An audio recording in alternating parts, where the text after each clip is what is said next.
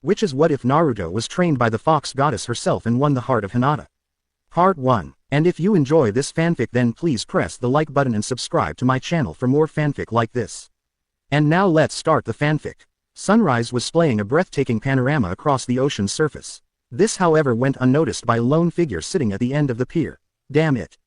As if things weren't bad enough for me already, why can't I, just for once, get a break? Yesterday had been pretty bad, even if you took into consideration that they had pretty much accomplished their mission.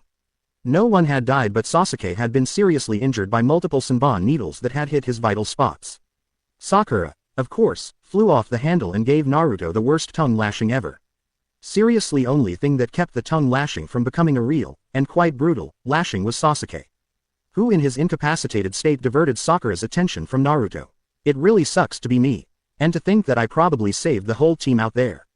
But do I get any thanks? Hell no. I get viciously scolded by Sakura-chan because I somehow obviously held back her precious Sasuke-kun and thus caused his injuries. Well, it wasn't all that bad. Kakashi-sensei had actually asked if he was alright, and after giving him a once-over had commended him on a job well done. Tazuna and his family had showered Naruto with thanks, something the boy was certainly not used to, for saving Tsunami and Inari. After they had settled in for the night, things had gone from bad to worse, which was exactly why he was sitting on the end of the pier, watching sunrise with unseeing eyes. These very interesting musings were cut short however, by a hand that suddenly appeared on his shoulder, eliciting a loud scream of, "Kaya!" from the startled youth. Naruto turned around in a rush while yelling, "Kakashi-sensei! Don't use your ninja stealth to sneak up on people." Kakashi's sweat dropped. Naruto, I wasn't trying to sneak up on you. I even called out your name a couple of times." Kakashi peered at the boy, who was still trying to control his erratic heartbeat. His visible eye narrowed slightly when he noticed the troubled look on Naruto's usually cheery and carefree face. "Are you alright, Naruto? I mean, you've been out here for some time now and breakfast is ready." This statement caused a loud outburst of, "Nani? Breakfast already? But I just came here. I must have spaced out or something, there's no other explanation." "Well, might as well tell him and face the music." Naruto scrunched his face in a thoughtful pose and tapped the side of his nose with his finger. "Anyo, Kakashi-sensei, I, need to talk to you about yesterday and, well, you know who." His words caused an instant reaction on Kakashi, whose visible eye narrowed quite noticeably. He didn't give any other visible signs and only offered a nod of confirmation and told Naruto that they would speak after breakfast. The super bridge builder Tazuna, Tsunami and Inari were in a cheery mood. Overall however, the mood in the breakfast table was gloomy at best. Sakura looked like she hadn't slept well, which gave her all the more reason to berate Naruto again for endangering the life of her Sasuke-kun. Naruto, still mulling over the events of the night before and dreading the outcome of his talk with Kakashi, mostly ignored Sakura's speech. Until it was accentuated by a light rap on the head by Sakura, who now was getting more pissed because she was being completely ignored. "Naruto, you jerk. Don't you dare to ignore me when I'm talking to you." Naruto, wide-eyed, was trying to sputter out a defensive reply when he noticed that it was being ignored as Sakura was back in her rant. "Sleep a wink because I was so worried about Sasuke-kun." Shrugging his shoulders, Naruto tuned her out and was again immersed in his own problems. Kakashi, the Junin instructor of Team 7, was thoughtful as well. He was going over possibilities as to what exactly did Naruto want to talk about. Certainly Kyuubi wasn't loose or in control of the boy. Best possible explanation he could come up was the same thing: he wanted to talk to Naruto anyway. He had sensed Kyuubi's chakra on the bridge. It had been brief but still, and he was certain that the boy had felt the difference. Yes, that had to be it. Naruto knew that the Nine Tails was sealed in his belly and had felt, quite intensely he surmised, its chakra and now wanted someone to talk about it. There were of course other possibilities, but this was the most likely scenario. When breakfast was over, there was yet another explosion of temper tantrum when Sakura, who had been on a low boil, was informed that she was to guard Tazuna-san while he was working on the bridge. "Sasuke-kun is seriously hurt, so I need to stay here and look after him. Naruto should go and guard the bridge and make himself useful for once." Sakura was stopped by Kakashi's cool explanation that Naruto had used a tremendous amount of chakra during his fight and needed some time to recover, and that only thing Sasuke needed was uninterrupted rest. Naruto on the other hand had stayed uncharacteristically quiet through the entire exchange and observed the byplay between his teammate and sensei. The result of his observations was disheartening. Sakura didn't even care whether he was hurt or not. Sheesh, she really doesn't seem to care whether or not I'm alright. Only that I'm somehow keeping her from Sasuke, and to think that I really had a crush on her too. Consciously voicing the thought brought forth the revelation. He really didn't have a crush on the pink-haired Kunoichi anymore. Not that he didn't like her or anything, but the infatuation was gone. He shrugged wistfully. Probably that damn dream, stupid dumbass fox, going through my entire life and taking me along for the ride. After Tazuna, with an irate Sakura in tow, had left to oversee the construction of the bridge, Kakashi led Naruto towards the area where Team 7 had learned chakra control in form of tree climbing. When they arrived, he motioned Naruto to sit on a nearby log and asked, "So Naruto, what was it that you wanted to talk about? Does it have something to do with?" He paused, searching a proper word when Naruto spoke up. "Fuzzy, yeah, I wanted to talk about Kyuubi, the seal, and a whole lot of things actually." There was a moment of silence, after which Kakashi, in almost apologetic tone of voice, asked if the seal was still intact. Naruto nodded in answer and then explained, "The seal is still intact and active. It's kinda hard to explain, but apparently this was supposed to happen." Seeing the unvoiced question in his sensei's eye, he continued in a tired tone, "The seal was activated, and now Kyuubi has woken from her long slumber." Thoughts were racing circles in Kakashi's mind. The seal was supposed to awaken Kyuubi. Kyuubi is a she. How? When? The seal was supposed to. Mustering his willpower, he snapped back into focus. His entire list of possibilities as to why Naruto had wanted to talk was blown to hell. Then again, he should have anticipated that, as Naruto certainly lived up to his name as the #1 ninja in surprising people. Focusing again on the matter at hand, Kakashi began to run a mental list of scenarios ranging from the best to the worst. At the best, Kyuubi was rapidly being absorbed by the seal and the whole ordeal would be over. At the worst, well, Kakashi shuddered. He really didn't want to think about the worst-case scenario.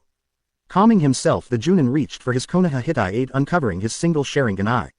In an even voice he ordered simply, "Tell me everything.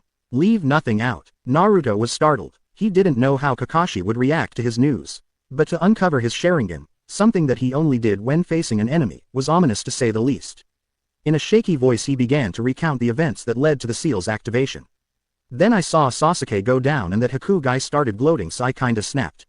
I don't know exactly what I did, but I reached in to draw out every last drop of chakra so I could kill the bastard. That's when it happened, I guess." His voice dropped into a whisper. "Things went a little hazy, but then I could feel this enormous amount of power that surged through the seal and into my body. I could have ripped Hyuga apart piece by piece. And I almost did because I was so mad at him." Naruto hung his head in shame at this. He continued in a more subdued tone, "After I calmed down, the power seemed to flow back into the seal, but there was a small throbbing or prodding of sorts. I guess it was stupid not to say anything sooner, but everything was going on so fast that I didn't really have time. Besides, it stopped soon enough anyway. The thing is, I kept feeling something though, the presence of something, alien but still familiar. It was weird. Anyway, after we turned in for the night, things went really weird." Kakashi had to squash a sudden urge to strangle the boy for stating something like that. As if using demonic chakra to defeat your enemy wasn't really weird. Then again, this was Naruto, the guy who carried around the most powerful demon ever, so maybe the usual standards didn't apply. Naruto stared off into the distance, looking effectively zoned out. Kakashi was about to prod him on when he continued his narrative. "Last night I dreamed. I saw my entire life go by in a flash, and I have to say it wasn't very pleasant." He frowned at the memory and the feelings that it brought up. The dream had been bad, all right. The cold stares, the hatred, the numerous beatings, rip-offs and other cruelties he had been forced to live with his entire life. He had watched as the other kids in the orphanage got birthday and Christmas presents when he got nothing, how other students in the academy received extra lessons, instead of punishment, from the teachers if they failed in something. And he remembered the pain from every one of those injustices, now freshly imprinted into his mind. But there had been the good moments too. The old man Hokage who had looked after him as often as his duties permitted. Iruka-sensei who had acknowledged him as Uzumaki Naruto, not as the demon Kyuubi. And there had been a memory of the Yondaime Hokage, of the words he had said to him, the trust he had placed in him. Kakashi too began frowning as he listened to his pupil tell about his life. He had guessed that Naruto didn't have an easy childhood, but never had he expected the sheer amount of abuse the boy had been through. It was amazing that he was sane, much less civil. It also explained his lack of ninja skills. No sparring partner to practice taijutsu, no one to instruct him on the finer points of molding chakra and so on. This was certainly something he had to bring up with the Hokage the next time he spoke with the old man. "The dream ended on the moment I reached through the seal. After that I started to drift in a void or something. That's when she came to me, telling me that I had to wake up and then find my center so that we could speak. She stressed that it was important and that time was running out. Then I woke up." Naruto cleared his throat and glanced expectantly at Kakashi. He was not disappointed as the Junin was completely immersed in the story. Afterwards I just laid there for a few moments trying to regain my bearings and then went outside and ended up sitting on the pier. And then I decided to do as Kyuubi told me and began my UMMH meditation exercises. Flashback. Naruto was trying hard. He tried to remember what they had said about meditating in the academy. Finally he gave up and decided just to relax and calm his mind, or something. And then suddenly he wasn't on the pier anymore. Instead he was sitting cross-legged in a dark, dank hallway.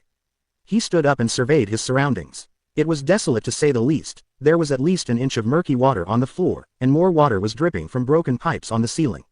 In the distance there was an eerie glow and the alien presence that he had felt was coming from that general direction. After wandering in the corridors for a few minutes Naruto finally arrived at what he surmised was his destination. He could only gape at the massive gates that had, he noted, a scrap of paper with the word seal written on it. But what really unnerved him was the enormous presence that loomed behind the said gates, presence that was in a form of an animal with 9 swaying tails to be exact. There before him was Kyuubi, the most powerful demon ever to walk the surface of the world.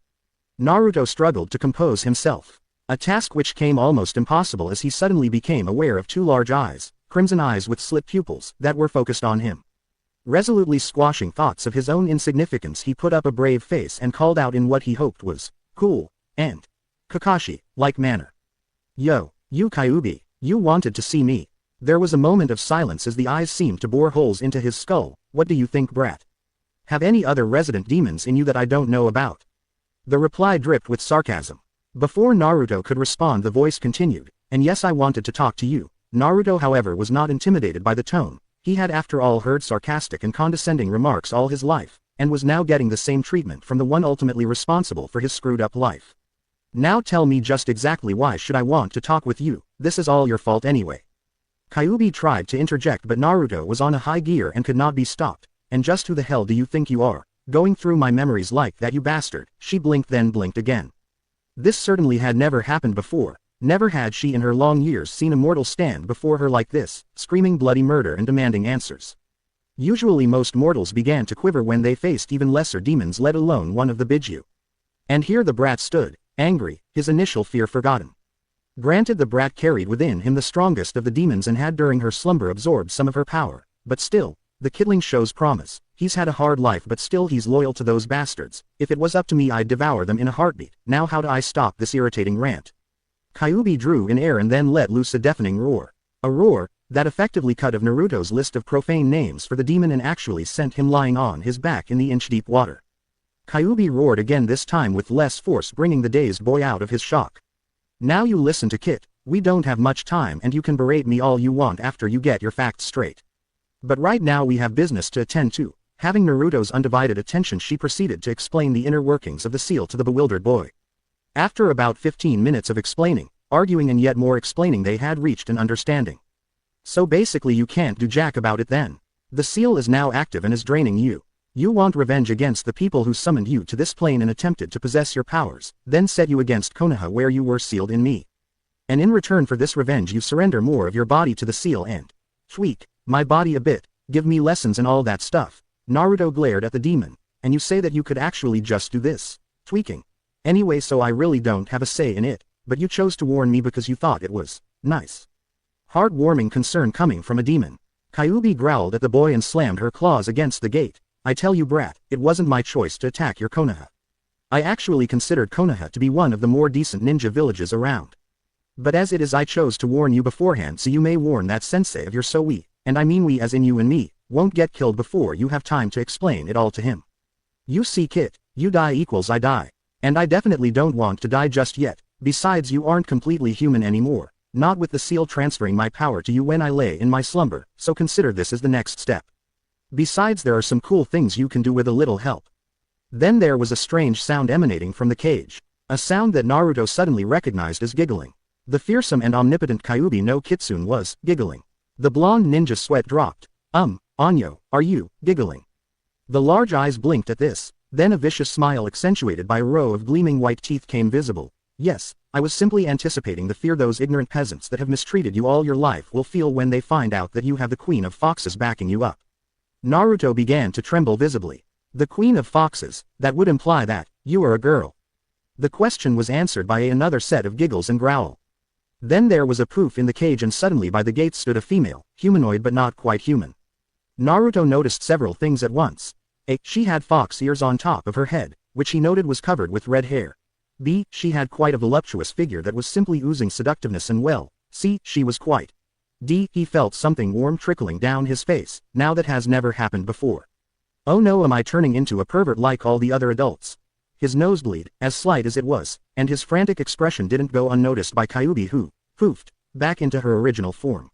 Once again baring her fangs she inquired in a seductive tone, that answer your question, And don't worry, even though you are quite amazing a specimen I wouldn't, even if it was possible, try to seduce you. It would be too much like masturbation. But now get out of here and go find that sensei of yours. At the dismissal Naruto suddenly found himself sitting at the pier and noticed to his amazement that it was dawn already. He began once more ponder about the events of the night and the problems of his life in general.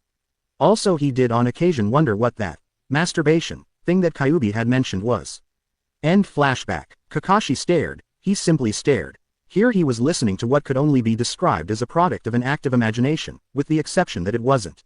He shook his head to clear his thoughts. Now Naruto, what exactly is Kyubi going to do to you? Naruto scratched the back of his head. Well, she said that she'd let the seal to take some of her essence and transfer it into me, specifically in the eyes, ears and nose. She also said that she'd put some of her power into me in general, increasing my physical abilities, something that I already have experience in. She also said that there might be some visible changes, especially in the eyes, which I understand should become slitted. Kakashi was about to ask if Naruto was really okay with this when he was cut short by the genin, who stated that if Kyubi was right then there was nothing they could do about it, and that the adults in Konoha feared and hated him whether he had slitted eyes or not. Seeing as there was no way to argue against that logic, Kakashi relented.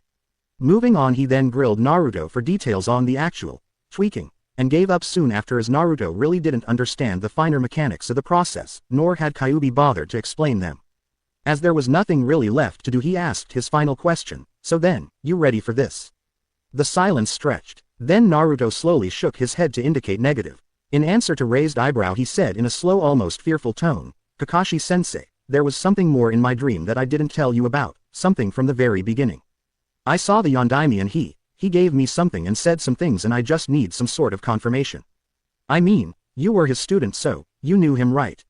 Naruto drew a breath and then reached into his shirt pulling out a golden chain with a locket attached. Kakashi's reaction to the sight was immediate, he inhaled sharply then promptly fell to his butt. Blinking at the older monk's reaction, Naruto began to fear the worst, maybe the locket was a mark of a traitor or something. Kakashi was, however, fixated on the locket dangling from Naruto's hand. He then quickly reached into his own shirt and produced a similar locket. That locket belonged to the Yondaime Hokage. I had thought it was destroyed along with his body. Where did you get it? The question was delivered with a dosage of menace that promised instant pain if the answer was wrong. Naruto gulped and proceeded to explain. I've always had this, it's the only thing that really is my own. In the dream I saw Yondaime looming over me, he slipped the locket on me and then said some things. Naruto hung his head, only to have a hand slip under his chin and raise his face upwards, face to face with now almost gentle-looking Kakashi. He gulped again and quoted, "Good luck, be brave, and remember that your mother and I love you son, forgive me." It was some time before either could move. Kakashi because of the shock from such a bold statement and Naruto because Kakashi was holding his head steady. Finally the older man broke from his reverie and grabbed Naruto's locket with one hand, his hand with the other. He needed to know and there was only one way short of asking the Hokage, and if he had chosen to keep the boy a secret, there were implications for deeper reasons. Open it. Naruto shook his head. I tried, but the trigger seems to be broken so it won't open. Almost growling with frustration Kakashi all but screamed, channel chakra into your finger and try again you. Naruto blinked, then proceeded to do as ordered. He could see the Junin tensing as he placed his finger on the locket and then with an audible snap the locket popped open, after which the Junin promptly collapsed. When he had regained his senses Kakashi offered his own locket for Naruto to open up. After they both held to their respective lockets in their hands Kakashi spoke up. These lockets were made by Arashi-sensei, one for him and one for his wife. Only they or their offspring could open these lockets. You recognize of course your father, the Yondaime Hokage, Kazama Arashi. Naruto gave a court nod at this, focusing instead on the picture of a woman who had been his mother. He noticed that the woman was quite beautiful and had a silver hair that reminded him of someone, couldn't be could it. And the woman on the picture is a Yame, your mother, and my sister. He sat on the ground and buried his face into his hands, weeping. Naruto was again shocked speechless, a common occurrence for the day. Hell, he could deal with seals, awakening demons and even with finding that he was related to the Yondaime, but to be related to Kakashi-sensei. It took another 15 minutes before Kakashi regained himself. He slowly pulled down his mask revealing unmarred face that strongly resembled Ayame, his sister and Naruto's mother. Naruto could only stare. His sensei, the feared copy ninja Kakashi, had a face of a poster boy. Really he could see why the Junin chose to wear a mask. It would deter potential fangirl hordes and no one would really take him seriously as a capable ninja if he looked like that. Naruto chortled and then suddenly was rolling on the ground laughing at the now bewildered Kakashi. Ah Naruto, this is a serious matter. I mean I'm sorry, I was told that you died with Ayame Nichan. I've been blind not to see how much you look like Arashi-sensei. Seeing that Naruto was still out of it he placed a light kick on the boy's side effectively snapping him out of his fit of laughter. Hey you, I'm trying to apologize here. There was a dumbfounded look in the boy's eyes, which was suddenly replaced by understanding as the pieces fell into place. If you feel sorry for me then save it. I don't need your pity. And if you didn't know who I was then you didn't. Only thing I really want to know is, would you have taken me in had you known? Naruto spoke the last part clearly and with an even voice, while observing the Junin carefully. There was a plethora of emotions that played across Kakashi's face settling finally to a mask of determination. He didn't reply but decided to kneel in front of the boy and hold him by the shoulders. Without a word he simply nodded. This gesture was returned in kind by Naruto who flashed him a real smile, not the usual happy-go-lucky smile that he showed the world, but a real one that indicated true happiness. He had after all found family. In the ninja world, especially during missions, moments of happiness were a rare commodity. Naruto was reminded of this by a sudden pulsating feeling from his stomach. He quickly composed himself and shook Kakashi from his reverie as well. Kakashi-sensei, I think it's starting soon. Kyuubi said that my eyes and ears might be a little sensitive after she's done with me, so she said that I should be placed into a dark and quiet place after I pass out from the exhaustion. I have a pair of sunglasses in my backpack, so if you could put them next to me or something when you leave me, it would be nice. Kakashi was going to inquire more about the passing out from exhaustion part which Naruto had neglected to mention before but all inquiries were cut short when Naruto suddenly cried in pain and keeled over. It was not a nice thing to watch, even for someone who had seen the horrors of a war between ninja villages or the destruction wrought by Kyuubi. Naruto curled into a fetal position while whimpering in pain. Soon enough the whimpers turned into moans and then into blood-curdling screams that echoed through the forest. Finally after what seemed like hours Naruto went limp and passed into blissful unconsciousness. Shaking his head wistfully Kakashi picked the unconscious boy on his arms and headed back towards their temporary home. Naruto was hovering on the edge of consciousness. He was becoming aware of the multitude of sounds and smells that assailed his ears and nose. As he was about to open his eyes he remembered Kyuubi's warning about the sensitivity of his new eyes. Suddenly he snapped awake, keeping his eyes shut and almost yelping in amazement from the multitude of things he could sense. He could clearly hear Sasuke breathing a few meters away, smell his breath. Concentrating he began to go through the sensations. He noticed that he could focus on sounds. He could hear Tsunami cooking downstairs, his own heartbeat and the heartbeat of Sasuke and, quite surprisingly Inari who was stationed outside the door, probably guarding the room where his hero was resting. The smells were no less interesting, though very much less appealing. He himself, and Sasuke he was happy to note, reeked of sweat and dirt. The room, which to casual eyes seemed clean, was actually anything but. There was also a mouth-watering aroma of cooking food that was wafting from downstairs. He could identify the smell of frying fish and cooking rice but the other smells eluded him. Shrugging he decided that he would probably spend the rest of his days cataloging new smells. Before he could even start to open his eyes he suddenly heard, Kyuubi, enjoying yourself I see, don't let the multitude of new smells overcome you, most smells are fairly common and you'll learn to associate them soon enough.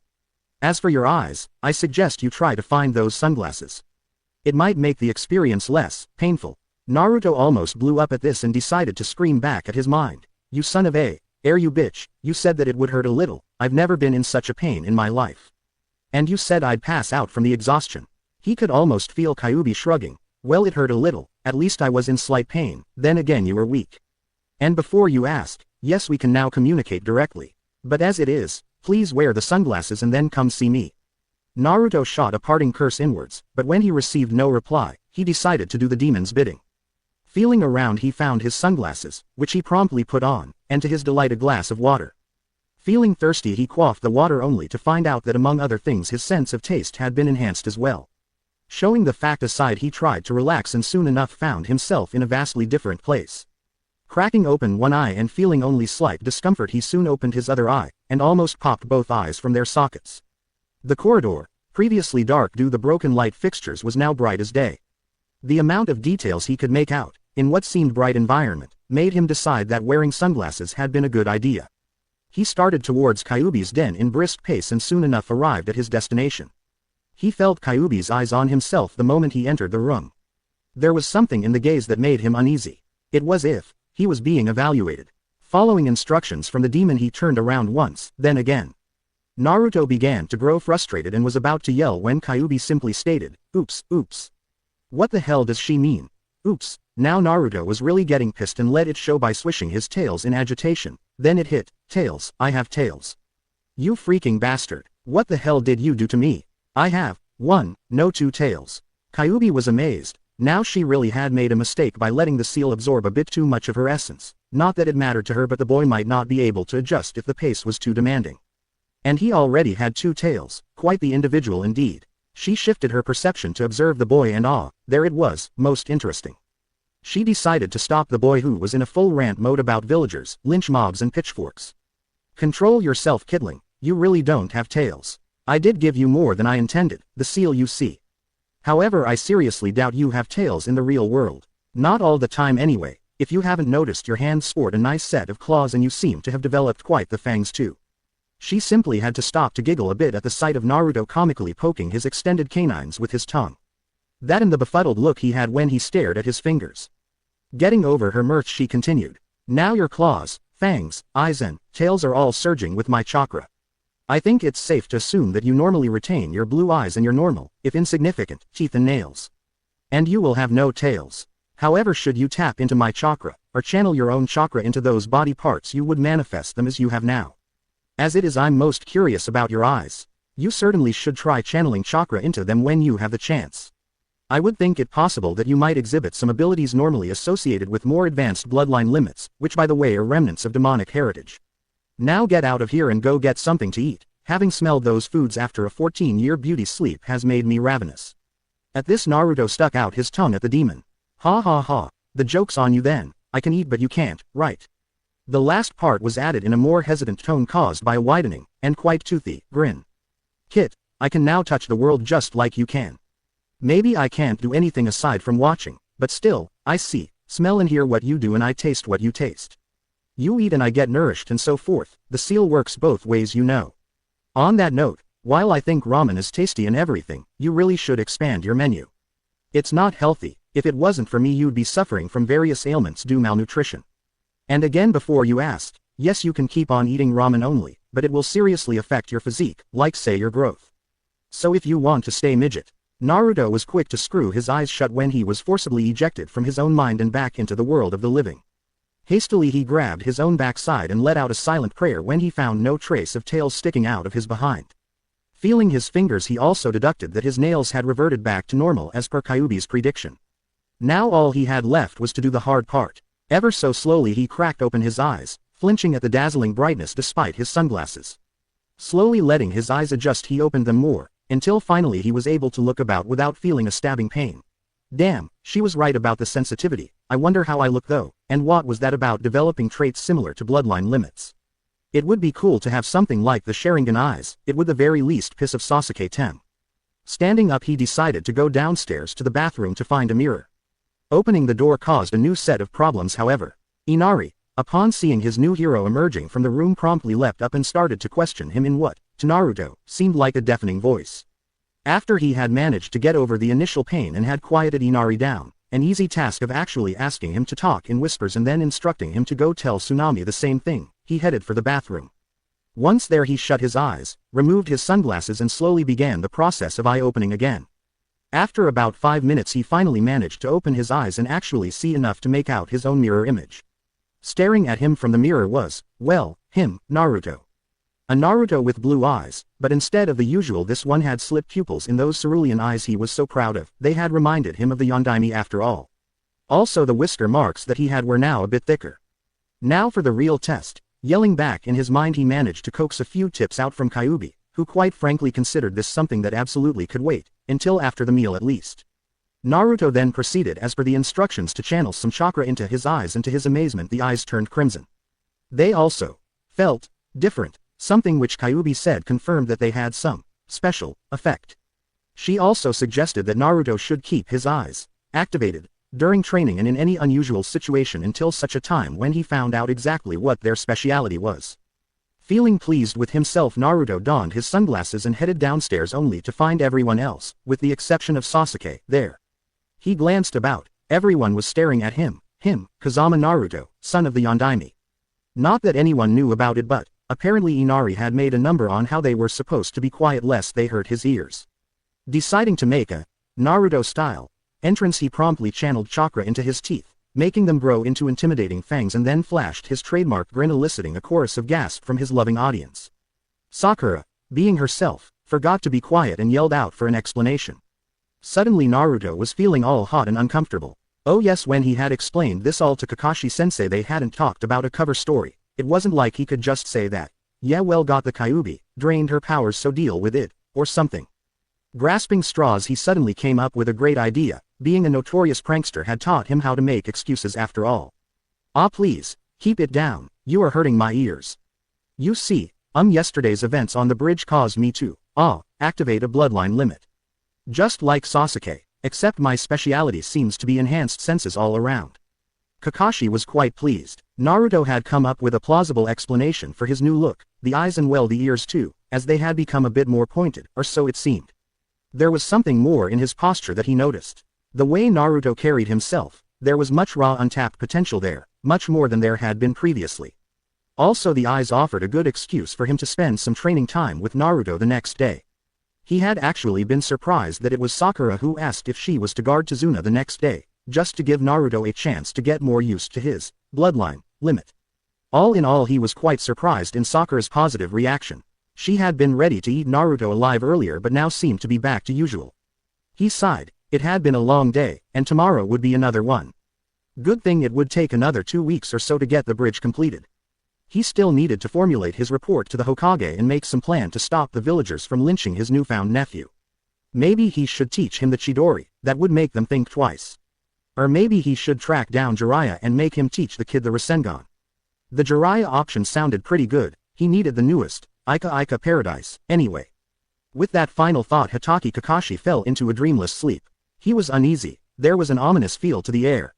Swishing his 9 tails in agitation, the mighty Kitsune decided to go for a walk. Then there was sudden feel of vertigo when a vortex of violent energy was formed, sucking the demon towards its gaping maw. He tried to fight, bringing forth all the power he had gathered during the long years of his life, but to no avail. When the vortex finally died down, the great beast noticed that he was no longer on his native plane. Instead, the place felt as if it was part of the human world. Growling in frustration, the demon took notice of a considerably strong sealing circle, a circle that would contain one such as him for a few moments.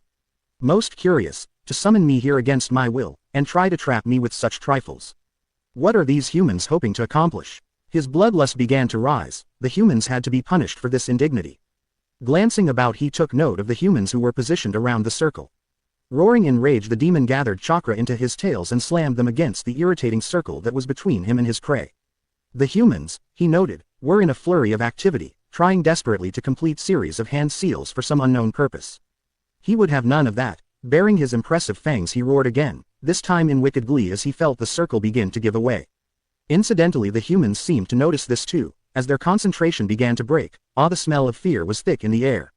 Then the circle gave away with a boom of finality, and the demon gathered his tails in preparation for a strike that would destroy these fools in an instant. That was when the jutsu hit. Pain. White-hot, blinding pain. Trying to rally his mental defenses against the onslaught of agony, he began to falter. Feeling defenses crumbling around him, he sought out what he surmised was his tormentor. And there was a man with a pale face, black hair and yellow eyes, and a Hittite sporting a leaf symbol. Konoha, why would they? The thought was cut short, when the pale-faced man completed another jutsu, bringing forth another wave of blinding agony. Amidst the searing pain, he could make out words, whispers, all repeating the same thing. For the glory of the leaf, by the order of the Hokage. Konoha will have your strength. Slowly but surely he let the whispers crawling within his skull take his sanity. Only thing that mattered was revenge. Death to the bastards who had tried to steal his powers. And the pain wouldn't go away before he would make them suffer, and suffer they would. Minutes, hours or maybe even days later, it didn't matter because there had only been pain and rage. He had arrived to the hidden village of Leaf. With wild abandon he tore into the assembled ninjas who desperately tried to fend off the embodiment of their inevitable death. He reveled at the feel of tearing flesh, the sound of blood gushing when he tore the miserable rats apart. Then even through the insanity he could feel something powerful approaching. There, he recognized the man. Standing atop a giant toad was the leader of these fools. He would die and with him the village would die as well. The moment of gloating came with a price though, when the Yondaime Hokage leapt on his head, right between the ears and slammed something against his forehead. Then there was a familiar feel of vertigo and again a sucking vortex, then there was nothing. Naruto shot up from his bed, covered in sweat and breathing hard. He shivered at the memory of the dream. It had been vivid to say the least. Quickly patting his head and butt he was relieved that he hadn't grown ears or tails or anything else weird.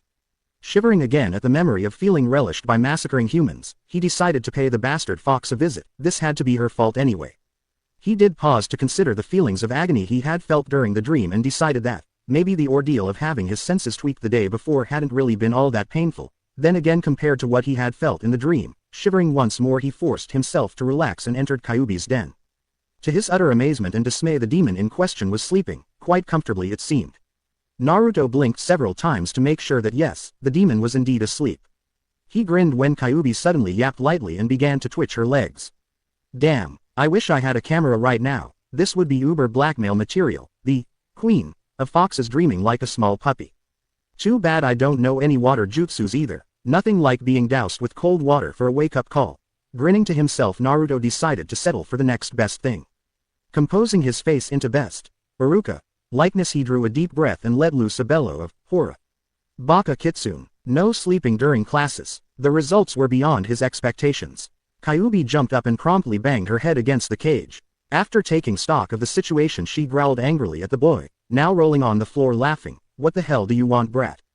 Don't you know that it's middle of the night? She glared at Naruto who was in the process of composing himself. And why in the blazes did you have to interrupt the best dream I've had in years? I was just about to pounce on that rabbit too. Naruto, who had just gotten over his fit of mirth, got slightly annoyed at this. You dream about rabbits, huh? Well, for your information, I just had a very, very nasty dream, and I was you in that dream. Basically I got sucked into somewhere, then subjected to a whole lot of pain and then massacred better part of Konoha's ninja forces. So, I was wondering if you could tell me why the hell do I would see something like that. The last part came out as something between a demand, request and accusation and was accentuated by agitated swishing of the two bushy tails that he sported while in Kyuubi's realm. The said demon was quite thoughtful. So the kid had the same dream. Curious as to how he would see it, I wonder. Sniffing slightly she took in the smells that were wafting from Naruto. There was strong smell of sweat mingled with agitation and quite surprisingly only a minute scent of fear. She giggled to herself, quite the kid indeed. That was how I remember it happening. I had the same dream. But tell me, did you have any other fox-like dreams? When Naruto indicated negative, she pondered for a moment before explaining. I told you that it wasn't my conscious choice to attack Konoha. It's possible that I, on a subconscious level, wanted you to see what really happened. You see, Kit, I need to gain your trust, and subconsciousness is something that even great demons such as I can't quite control. If it's any consolation, I promise that I will do my best to keep any other such unpleasant dreams from you. There really wasn't much Naruto could say to that.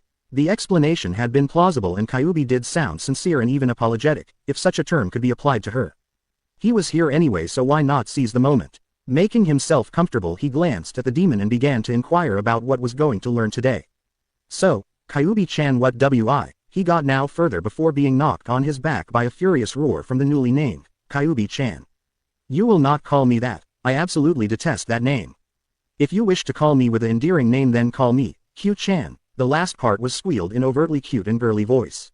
Naruto naturally fell flat to his face and lay in a twitching heap. When he finally got up, he kept his distance and shot wide-eyed glances towards the cage. Oh, come on now, Kit. You seriously think I care what you call me? If you think me as Kyuubi-chan, then you do. And judging by the eager expression you had on your face, you were about to ask me what you should be learning today. She snickered at the boy's startled face. So easy to read, this one. He really should get some lessons in keeping a game face, or get a mask like his uncle. You have set of new senses, claws which will serve as efficient weapons if you learn to use them, and a pair of tails which can be used for similar purposes. Logically one would start with them.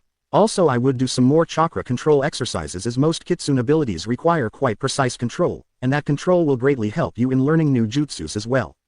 Naruto opened his eyes to find himself back on his futon. Judging by the sound of breathing, Sasuke was still asleep, but Kakashi seemed to be awake, so he muttered a low greeting. Smelling food, he decided to get up and go see if Tsunami required any help in the kitchen. Kyuubi had been implying that he might stay short if he didn't start eating stuff besides ramen, and since he didn't know how to cook, after Naruto snuck out from the room and towards the stairs, Hatake, Kakashi sat up. He had been awake for the past 2 hours, woken suddenly by Naruto, who bolted upright, then slumped back onto his futon, and then, just as suddenly, dressed and simply walked out. He really needed to find out what had happened, but that could wait until they could speak in private. Shrugging, he too got dressed and proceeded to shake Sasuke to see if he was feeling well enough to come downstairs for breakfast. Half an hour later, everyone had gathered downstairs to eat. Sasuke's attendance had brightened up the table, even if Sasuke himself was in a surly mood. He had immediately noticed Naruto's eyes and felt, quite frankly, annoyed. How dare the dope activate a bloodline limit, specifically something that looked like a dojutsu? It would be insufferable to have someone compare him, the rookie of the year, to the dead last of the academy. It got worse, however, when Sakura, seeing his weakened state, took it upon herself to feed him, causing him irritation to no end. And then, she began to babble about Naruto's new abilities, making sure that she stated, multiple times no less, that the vaunted Sharingan would definitely be stronger and that he was stronger. Naturally, this didn't sit well with Inari, to whom world now revolved around Naruto. He began to argue in loud voice that Naruto was super strong and not a pale, super wimp like Sasuke. This led to a cataclysmic disaster in the form of Mt. Sakura erupting. Naruto could only grin at the insult. That was something that he couldn't say without an instant and painful retaliation from Sakura, who, despite being pissed at the brat who was slandering the love of her life, could not bring herself to beat up a small kid. Finishing his breakfast, he decided that it was time to leave, so he excused himself and raced out the door while donning his sunglasses. Back at the table, Kakashi was watching the argument between Sakura and Inari with interest. He also noted that Sasuke was trying to get his attention while he, feigning ignorance, concentrated on the bickering, obviously wanted to know more about Naruto's bloodline, but simply could not bring himself to ask about it. Seriously, Kakashi thought, if he wants to know, then he should ask about it. He needs to open up more anyway, and making him talk would be a step towards the right direction. Finally, growing tired of not getting noticed, Sasuke all but growled at his sensei. Now what is this all new bloodline limit the dope suddenly developed? What does it do exactly? Kakashi's eyelid drooped lazily until it covered about half of his visible eye, and he let out a contemplative, well, it does, we really don't know. Smirking behind his mask, he watched the Uchiha heir's countenance darken with barely held anger. Before the boy could speak up, Kakashi continued. You saw some of the visible changes that have taken place. What basically happened is that when the bloodline limit kicked in, Naruto developed enhanced senses. Eyes, ears, nose and the like. Sasuke mulled over the information for a while, then proceeded to question further. So basically he has developed senses of a cat or something. I mean, the eyes looked bit cat-like. Kakashi thanked the kami for his mask, which kept his relieved expression safely hidden. He had been dreading that Sasuke would associate the eyes with a fox for some reason, while they did really resemble cat eyes more. He nodded in agreement with Sasuke's declaration and then pulled out his infamous orange book. He needed something familiar to fall back to.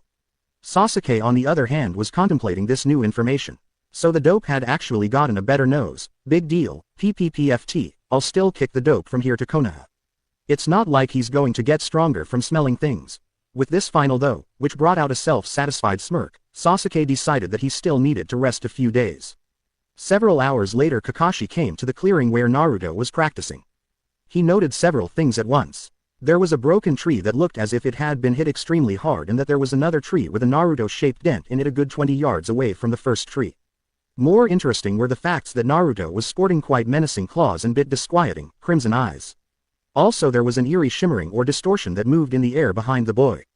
Clearing his throat, he brought the blonde's attention to himself. He only raised an eyebrow when the claws, fangs and the distortion disappeared and the eyes turned back into blue.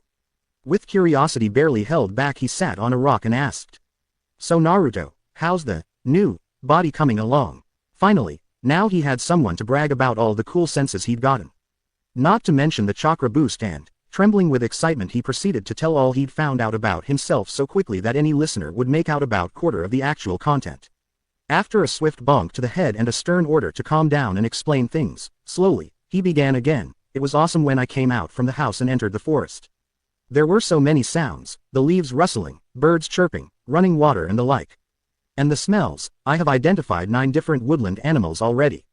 The last bit was exclaimed in proud tone. Let's see. Yeah, after I got the hang of being outdoors and actually could concentrate on my immediate surroundings without being overwhelmed by the sounds and smells, I started to experiment with my own body. The thing is, I got more than I bargained for. You saw the claws, fangs and eyes, and my tails. Naruto's grin widened, matching the widening eye of his sensei. There was a moment of silence, after which Kakashi managed to utter in a strained tone, "What tails?" This question was quite unexpected. What, was he blind? Surely he had seen the neat-looking tails he manifested when tapping into Kyuubi's chakra, or when he focused his own chakra into his rear. Doing just that, Naruto brought his newly formed tail to the fore. To his amazement, there was no tail there, only a slight distortion in the air. Dumbfounded, he grabbed a hold of the distortion and held on tight, while listening to Kyuubi's amused explanation in his mind. It would seem that your tails are invisible to the normal eye kit. Perhaps your ability to see them was a result of using my chakra, or perhaps you simply need to activate your, what was it you called it, Shinkugen. Kakashi watched in amazement as the distortions he had seen earlier reappeared and moved in front of Naruto, who suddenly seemed to be amazed as well. His amazement only grew when the boy seemed to grab the distortion and stare into space after that. Then Naruto's eyes turned crimson again and the boy let out a small sigh of relief. And relieved he was. Naruto could again see his cool-looking, flaming red bushy tails with white tips. Swishing the tails around with a feel of contentment, and pointedly ignoring Kyuubi's giggles for fox-like behavior, he turned to look at Kakashi with a wide grin. Stroking one of his tails, and lashing the other out to encircle Kakashi's hand, he declared, "These tails." It took about an hour to explain it all, how tapping to Kyuubi's chakra would manifest tails, claws and fangs and turn his eyes crimson, and how he could channel his own chakra to create a similar effect. Kakashi was sufficiently shocked when he learned that Naruto had, in addition to his enhanced eyesight, gained something extra. Frowning, he began to mentally list possible ways to test and bring out the full extent of his nephew's new ability. Leaning backwards, he glanced at the sky overhead. You can see your tails when you activate your ability, tails which are made at least partially of chakra, that would indicate an ability akin to the Byakugan of the Hyuga clan. Then again, you can't seem to be able to see actual flow of chakra. Most curious. We should test if your eyes help you see through genjutsu or if they help you memorize jutsus. Nodding to himself, he continued to rattle of possible abilities, ignorant to the fact that Naruto was getting bored, as he had already heard pretty much the same from Kyuubi. Deciding to interrupt his sensei, Naruto pointedly cleared his throat. Feeling a questioning eye on himself, he began. Then there is the fact that I'm slightly stronger and faster than before, nothing major, but still there's a difference. On a related note, my chakra reserves have increased noticeably. At this he blushed a bit and pointed at the damaged trees. See, Kyuubi suggested that I keep working on my chakra control, as some of the kitsune abilities that I should be able to use require good control, so when I tried to climb the tree I actually gathered what I thought was sufficient chakra and tried to run up the tree, only to have the tree splinter and blow me across the clearing and into the other tree. He then walked at another tree and firmly planted his foot on it, then lifted his other foot and began to walk up the tree. He did waver a bit, but all in all it was quite the performance. As you can see, I think I got it right. Motioning for him to come down, Kakashi could only feel proud of his student. He had during the explanations taken note of the fact that Naruto's clothing seemed a bit small for him. It clicked when he said something about strength. Naruto had practically overnight developed much more bulk than previously. Not that he was a walking mass of muscle, but still it showed. Good thing too, because now Kakashi had a good excuse to steer him towards proper ninja dress code. Seriously, bright orange was not the color of choice for covert operations. And then there was the issue of teaching him a new jutsu that would suit his abilities quite well. When Naruto came down from the tree, he was amazed to see Kakashi removing shin guards and then handing them to him. Naruto inspected the leather-covered armor plates with a confused look, but put them on at the Junin's insistence. After he had secured the pieces on his legs, he looked up and asked, "So what are these? Some ultra-powerful ninja equipment or something?" He could almost see a sadistic gleam in Kakashi's eye when he began a rapid series of hand seals. Finishing the seals, Kakashi began to examine the now quite startled genin. After Naruto had run around the clearing a few times as per orders, Kakashi frowned and began a new set of seals. Again he motioned Naruto to do a few laps around the clearing. His frown deepened. The boy looked barely winded. Time to up the ante. Again hands blurred, forming seals. This time, to his relief, Naruto was moving sluggishly when ran around. After a few dozen push-ups, pull-ups and sit-ups, Naruto was barely able to draw breath. Smirking behind his mask, Kakashi proceeded to explain. I take it that you have already noticed that moving is somewhat difficult. There are special seals engraved on the plating of those shin guards, seals made by your father that is. I actually have his bracers that are identical to those, but they are back in Konoha, so in the meantime I'm lending you these. You should stick to your normal training regimen and take these off or cancel the effect only when you are bathing or sleeping or in a serious fight. He struck a teacher-like pose. Now most shinobi try to increase their strength, stamina and speed by wearing weights, weighted clothing or carrying around extra equipment. This is all well and good, but consider yourself wearing a weighted suit on a mission. You need to wear the weights over a long period of time to gain most benefit from wearing them, and you are on missions about half of your time. If you get into trouble, there's no time to start removing any weight suits or the like.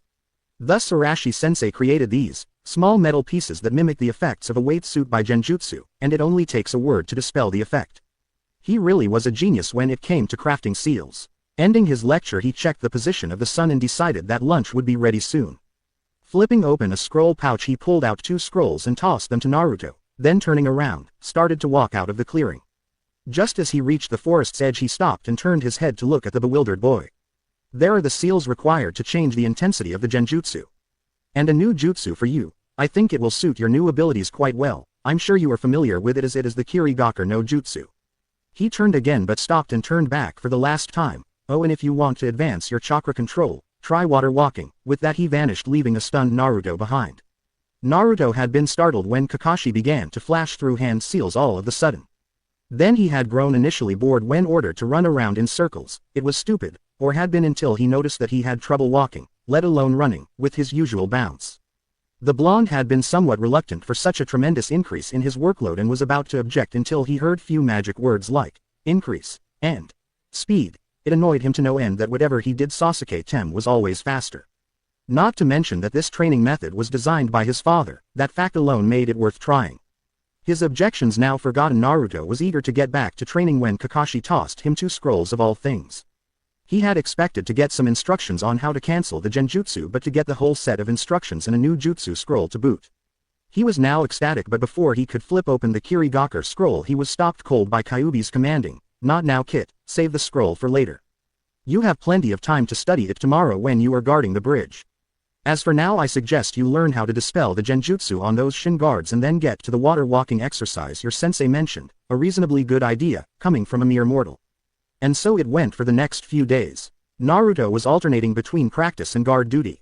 The practice consisting walking on water and climbing trees while trying to focus on different scents or sounds at the same time, something which he was getting better at. He actually was able to take note of subtle differences in the background noises and scents while still focusing on the task at hand. It was what Kyuubi called awareness of the surrounding environment, which was natural to all foxes. Naruto had scoffed at this. The damn furball was always saying things like that, as if it was not a common trait among all wild animals. The guard duty didn't actually give Naruto much time to study his new scroll. Not that there were any threats or anything, but simply because there were so damn many workers, as nearly every able-bodied man and boy had volunteered to help in finishing the bridge. As such, Tazuna had been forced into mainly overseeing the work instead of doing actual work. Not that he minded really, he was after all an old man. Naruto, being himself, wasn't really all that interested in Tazuna's explanations on allocating manpower and finer points of logistics until the old man began to point out similarities between the bridge building effort in Konoha, and how a Hokage should know about allocating right resources for the right job. This naturally piqued Naruto's interest. He was going to be Hokage someday, so maybe it would be good to learn some tricks of the trade from a small-scale replica. After the 5th day, Sasuke finally declared that he was feeling well enough to take part of the mission again. He really didn't want to waste time guarding some stupid bridge, but had been pointedly told that no guarding would mean no training. So he had decided that it was prudent to start guarding so he could get back to training. Naruto might have a tiny bit closer to his level while he had been lazing about. When sun rose the next day, Naruto had already gobbled down his breakfast and was sitting cross-legged near a stream. His face was a mask of intense concentration, with an elongated canine poking from his mouth indicating that he was channeling Kyuubi's chakra. This went on for an hour or so until suddenly a small ball of bluish flame sprang from his palm, and winked out from existence the next second. Naruto blinked at his palm, then released Kyuubi's chakra and wiped his sweaty forehead. Even if his chakra control had improved in bounds and leaps during the last few days, and he was using Kyuubi's chakra which was innately more kitsune-like than his own, this was going to be harder than anything he had done before. He stood up and splashed his face in the stream. Good thing he had grabbed a few rice balls in case he'd stay out here over lunch because he was already feeling bit hungry.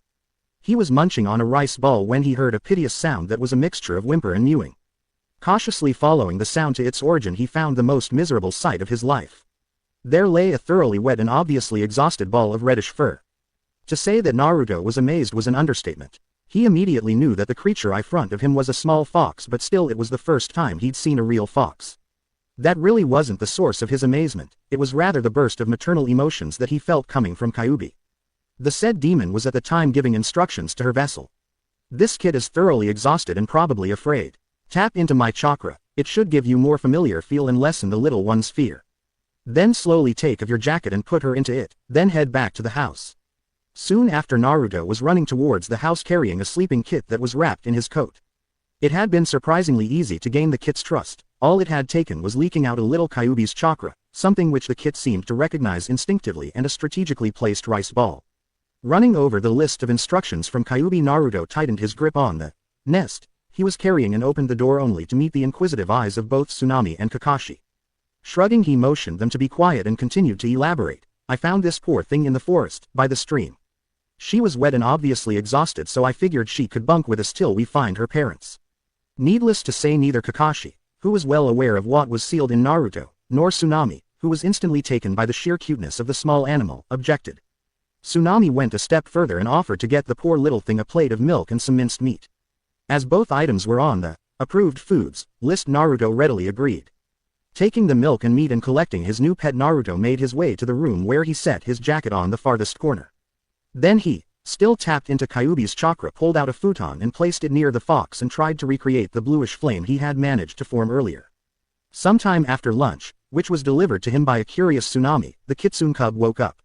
She poked her head from the pile of orange jumpsuit and looked about. There was the weird, two-legged fox that shed its fur and had an odd feel about him. She decided that a small yap would bring about some attention. When he heard the yap, Naruto let his concentration slip. He had managed to recreate the flame several times and had managed to hold it together for almost 2 seconds this time. Focusing on the kit, he then realized that he had no means of communicating with the fox and decided to ask for help. A question of, "Hey Foxy, you wouldn't happen to have a trick that would make me understand fox now, would you? Or better yet, a trick that would make her talk human?" was promptly answered. "Yes, and yes. Pick her on your lap and come to see me. Baka Kitsune, I can't bring stuff over, can I?" There was a growl in his mind. If you couldn't, then why the hell were you wearing that thing you call a nightcap when you were here after the nightmare? Just try it. Shrugging, Naruto slowly reached at the kit, who seemed to tense but allowed itself to be taken into his lap. Then, going through the now familiar process of relaxing his mind, he, and to his surprise, the small kit were in Kyuubi's den. The small kit looked about in stunned silence, then let out a yelp which translated itself as, "Wow, where are we?" In Naruto's mind, without thinking, he answered with a court, "Kyuubi's place," and was about to elaborate when he realized that he had actually understood the fox. His bewilderment was apparently obvious, judging by the multitude of giggles coming from Kyuubi's cage. Shaking herself out from the mirth, Kyuubi leaned closer to the gate and said, "Greetings, little one," as the other said, "You are in my place now. I am Kyuubi, queen of the foxes." At the last part, Kyuubi glared at Naruto as if daring him to snicker at the title. The small kid was odd though. She was young, yes, barely 7 weeks of age, but still she had heard of Kyuubi. She had to wonder what had really happened. But that could wait. The revered Kyuubi was speaking again. "This kidling found and saved you. Now he would help you find your parents after you have recovered. It might be easier if you would be able to communicate on the outside world as you can hear, so I'm going to activate some of your heritance, something that happens to only a few and select kitsunes. This will help you to understand what he is saying, and in time will give you the ability to speak the language of men." She then turned her gaze from the awestruck kit towards now cautious Naruto. With a honeyed tone she continued, "As for you, I'll surrender more of myself to the seal. Don't worry, I'll be careful this time, and it will only hurt a bit." With that last and, at least to Naruto, rather worrisome statement, red chakra began to ooze through the gates, quickly enveloping both Naruto and the fox cub. Moments later, Naruto opened his eyes only to regret it instantly. The pain hadn't really been all that bad, but damn, what a headache. Feeling the pulsing pain diminish somewhat, he opened his eyes again and looked down only to meet a gaze of 2 golden brown eyes with slitted pupils. After a moment of mutual staring, Naruto decided to break the silence and asked, "So, did you really learn to speak, or was that old hag all talk?" Not really expecting an answer, he was surprised to see the kid opening her mouth and trying to voice something out. Then she tried again, and again but the words simply wouldn't form. Noticing the effort, Naruto asked incredulously, "You can actually understand what I say but can't form the words to answer?" Seeing the kid bob her head, he whistled with appreciation. "So maybe I could understand you as well. Why don't you try, yapping at me or something?"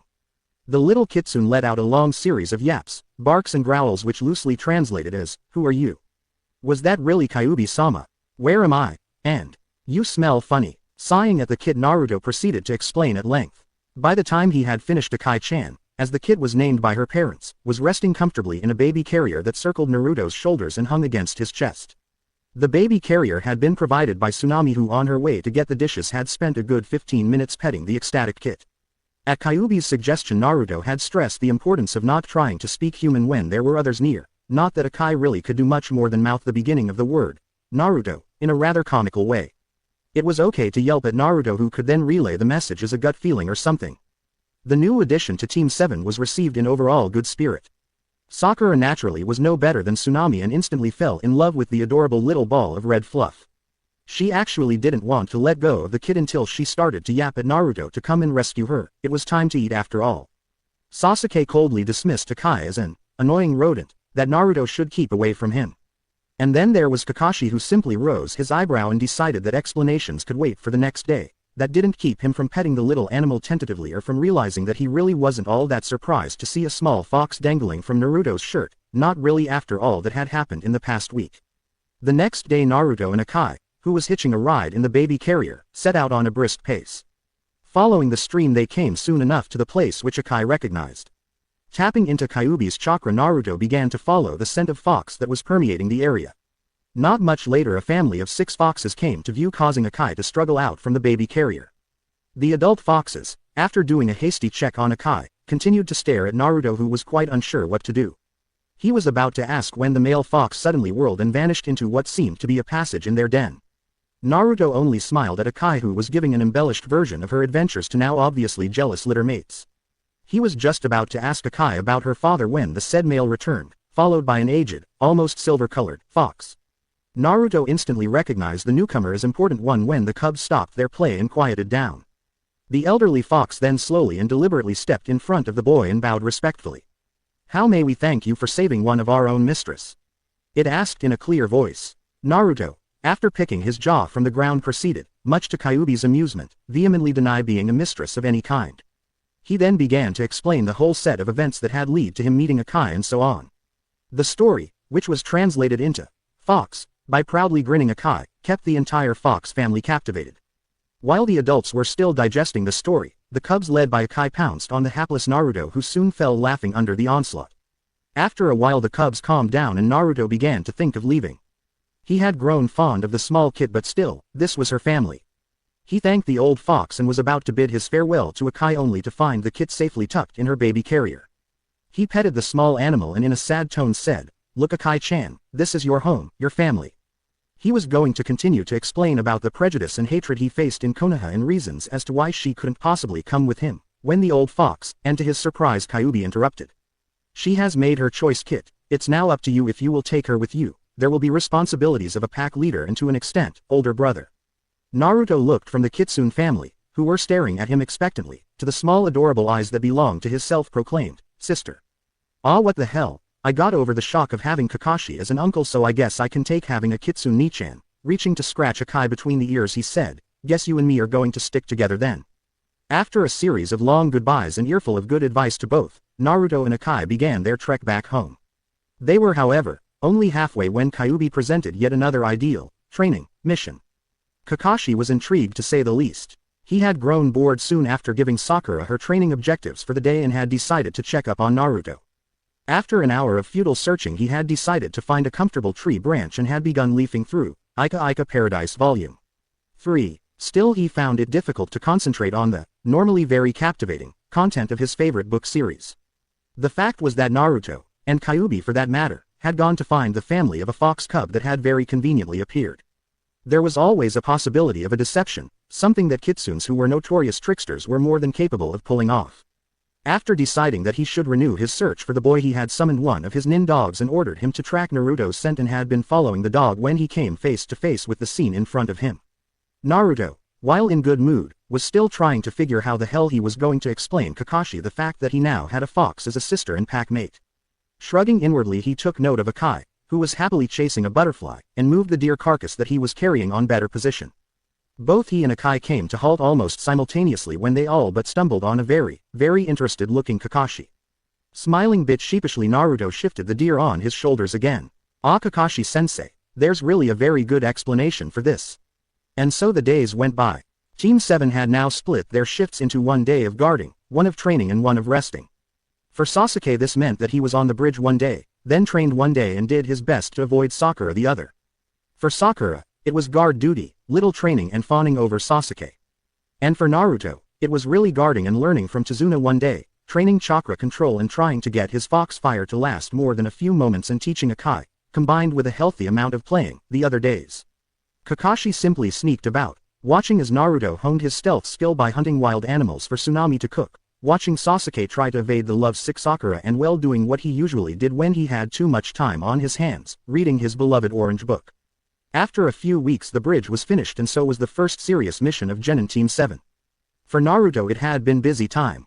He had found out that the malicious demon Kyuubi wasn't actually all that bad, for a demon anyway, had found out who his parents were and had found a relative, heck he had even adopted a sister. Now they were heading home, leaving behind the newly named, Great Naruto Bridge. Naruto's backpack was bulging with gifts, now they given to him but were actually for Akai-chan. He had an assortment of chew toys, a food and water bowl, few balls and a plethora of toys in general. Akai-chan had certainly wormed her way into everyone's heart, even the usually cold Sasuke had been seen petting the little kid on an occasion. Naruto could only chuckle as he thought how the good citizens of Konoha would react to a sight of a small ninja fox, complete with a miniature Konoha Hitai that she now wore around her neck, marking her as an official member of Team 7, walking down the streets of their beloved village. Other than that, Naruto had improved drastically. He had pretty much mastered the art of tuning out background noise while still remaining alert to any changes. For the smells, he could now identify most common smells and could easily pick out his teammates by their specific scents. He had also found that his claws didn't only look intimidating but could easily be converted as vicious slashing or stabbing weapons. And then there were the tails that he surmised were the more useful part of his new arsenal. They could be used for grappling as well as clubbing someone. He stopped his listings to stare at Sasuke's back. "Up yours, Sasuke-tem. I even found out what the Shinkugen does. Maybe I can't just monkey any jutsu I see, but still." It had been a week earlier when Naruto and Kakashi had been able to determine at least one of Shinkugen's features. Kakashi had taken it upon himself to teach the boy his father's knowledge and had decided to start with taijutsu, something that he had easily copied with the Sharingan. Naruto, with his new eyes activated, had not been able to copy, but rather to understand the taijutsu forms he was being taught. He was able somehow to see the purpose of each move, what they were meant to do, how they flowed from one to the next, and also to an extent memorize them. All in all, he had in a few days adapted the lower tiers of the Yondaime's taijutsu, which was specifically designed to work in conjunction with Hiraishin no Jutsu and the Rasengan. From what they, and Kyuubi for that matter, had deducted, Naruto couldn't copy anything on the spot. Instead he needed to practice the said taijutsu in order to use it himself. The ability to break down and analyze any given taijutsu move was a distinct advantage, though. If you could see what the purpose of the move, or a series of moves was, you could easily formulate a proper defense or counterattack against it. This was shown in action when Kakashi had to admit that if Naruto would have had his claws extended, he would be suffering from a severely torn, if not totally ruined, hand. Besides all that, Naruto now had an extra set of ears and a sharp nose that were fiercely loyal to him. Akai-chan had become almost inseparable from him. The kid was still only a pup but had proven to be an asset. She was for one a very light sleeper and woke up at the slightest of sounds, unlike Naruto, who despite his keen ears could sleep through an all-out battle. Smirking to himself, Naruto picked up the said kid and placed her in the baby carrier.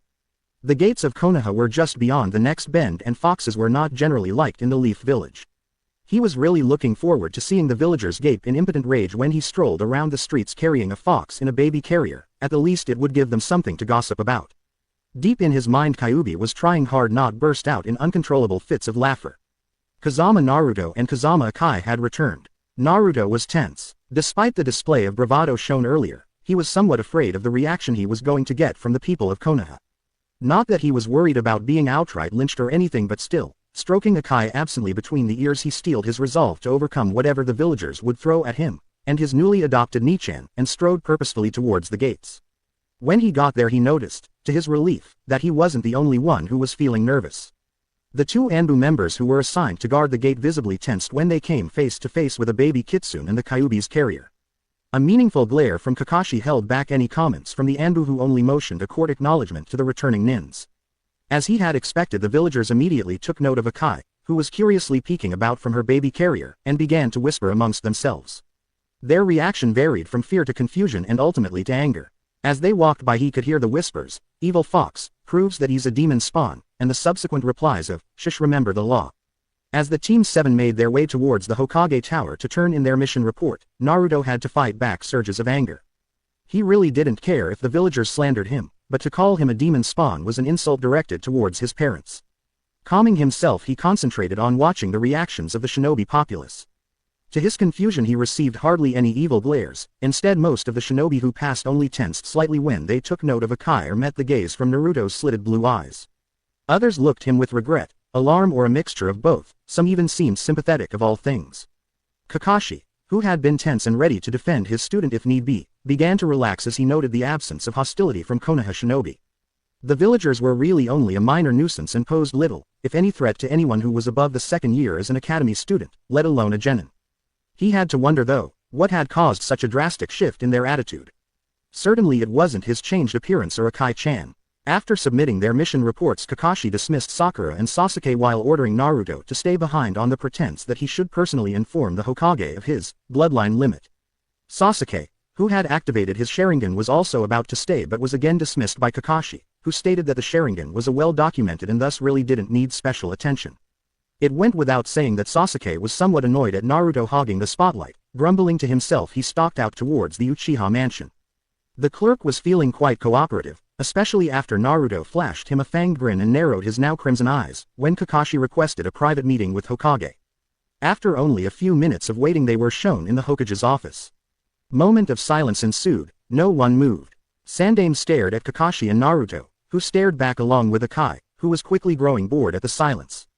Deciding that it was prudent to show off, she jumped down from the carrier and padded deliberately across the floor towards the frozen old man. She stopped few yards in front the man and curiously tilted his head, then with great concentration very carefully uttered, "Konnichiwa, Oji-san." Strutting proudly, she whirled around and scampered back into the baby carrier. The, now properly greeted, old man pinched himself under his robes. He had to be dreaming. No way had he just seen Uzumaki Naruto and Hatake Kakashi walk into his office with a baby fox that had promptly jumped forward and greeted him. That simply couldn't happen. He pinched himself again and finally resigned himself to the realization that it really had happened. Rubbing his temples, the old man sat down with an audible sigh and spoke in his intercom, ordering that he was not to be disturbed. This was going to be a long day. After series of long-winded explanations about Kyuubi, seals, cubs and so-called bloodlines, they finally got to the issue of Naruto's real family. Explaining just exactly why Naruto's lineage was kept a secret was surprisingly easy, the reasons being mostly what Kakashi had expected them to be. Naruto's father had made plenty of enemies, especially during the Third Shinobi War when he had single-handedly eliminated a great number of enemy ninjas, and the families of those enemies might seek revenge on the survivor of the Kazama clan. There was also the fact that other ninja countries, while being allied to Konoha, were not above trying to gain power by any means necessary. If they were to learn that Yondaime, who was considered to have been a genius, had a son who incidentally also held the Kyuubi sealed within him, the temptation for gaining such a powerful tool could be overwhelming. Naruto, flinching visibly at the word tool as it reminded him of Zabuza and how he had regarded Haku, almost missed the question that was directed to him. "So Naruto, now that you know, do you think you could keep this as a secret until such time that you were ready to assume your father's name?" He began to nod vigorously. "Sure thing, Hokage Oji-san. I've managed to get by on my own since I was kicked out from the orphanage. Well, I did get that allowance from you, but..." He began to scratch the back of his head in embarrassment. "I was just wondering. Kakashi-sensei told me that father had developed few neat jutsus, so maybe they would still be written down on some scrolls or something." Both of the older men could only smile when the embarrassment faded away to an eager expression that came from anticipation of learning new jutsus. The chuckling Sandaime shook his head. "Well, there certainly are matters pertaining onto your father's estate. The estate would consist of your father's house and the surrounding grounds, a reasonable amount of wealth and an assortment of scrolls, books and other effects. Seeing as you are a minor, you would need," he pointed at Kakashi, "your legal guardians, who at the moment is your uncle Hatake Kakashi, consent to take possession of any of the said items." The way things are, I would suggest you don't move to your father's house until you become at least a chunin, or we come up with a plausible explanation as to why Arashi chose to leave his house to you.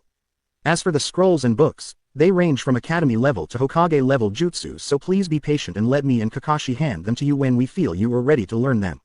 Naruto, fighting a wave of depression from not being given any superpower jutsus on the spot, began to nod in consent. He was about to ask if he was dismissed when the Sandaime continued with questions. Now Naruto, about that dream you and Kyuubi shared.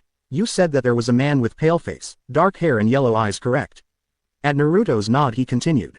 That description fits a missing nin of the leaf, and I was wondering if it was by any chance, there was a poof of smoke, this man. Naruto reeled back from the combined shock of suddenly seeing his tormentor and from the unbridled rage he felt coming in waves from Kyuubi. Snarling he bared his fangs and clenched his now clawed hands. That's him. Who was he? Sandaime Hokage, who by now had released the henge, sat back on his stair and began writing something. Peering up from the document he said, that would have been the likeness of Orochimaru, a former student of mine and one of the Sannin, AS class missing nin. Most probably the others with him were members of a group called Akatsuki, which we sadly know very little of. Turning back to the document at hand he soon finished it. Naruto, you are on this date ordered to seek out and eliminate Orochimaru and the Akatsuki for their crimes against Konoha. You will also fulfill your bargain with Kyuubi. So as ordered by the Hokage, and information of this mission will be stored in the village archives. Smiling gently at the boy he continued. By no means do I expect you to rush after Orochimaru anytime soon. He is way beyond the reach of our average Junin, and a brat, albeit a strong brat, would be only a minor irritation to him. This is an S-class mission without time limit, so consider yourself under orders to grow stronger. Also the mission is highly confidential, so don't go bragging about it. Naruto, who was about to burst from excitement from receiving his first S-class mission, was about to object when called a brat but conceded that the old man was probably right. Besides, he had just been ordered to get stronger, so maybe he could cajole more of his father's jutsu from Kakashi. Shrugging, he decided that it was about time for lunch, a decision that was hastened by a loud growl from his belly. He grabbed his backpack and requested a permission to leave. After a dismissive wave of hand and a suggestion that should he hurry he might find his former teacher before he began his lunch break. Eager to get some free ramen out from Iruka, he hastily departed, leaving the two adults behind. When the boy had vanished in a speed bordering supernatural, Kakashi chuckled. Seriously, that kid, he just learned that he's got a nice inheritance and still he's eager for free ramen. His good mood diminished considerably as he noticed the Sandaime's troubled expression. Raising an eyebrow at the old man he asked, so there's more trouble in the paradise? Rubbing his eyebrows the old man sighed. Some things were brought to my attention and made me feel my age. Yumino Iruka noted a discrepancy in Naruto's academy records. During his first year he was actually one of the better students, yet he had a punitive record that outstripped the rest of the class put together. He was punished repeatedly for failing tests, not knowing things and the like. The interesting thing was that his grades fell from top 3 to the dead last position, yet his punitive record remained, only it went from failing things to disciplinary punishments. He sighed again. It would seem that some teachers deliberately picked on him, asking questions that no first-year student should know and punishing him hard for any shortcomings. As it was, Iruka began to wonder exactly how badly Naruto was being treated by the villagers and suggested an experiment.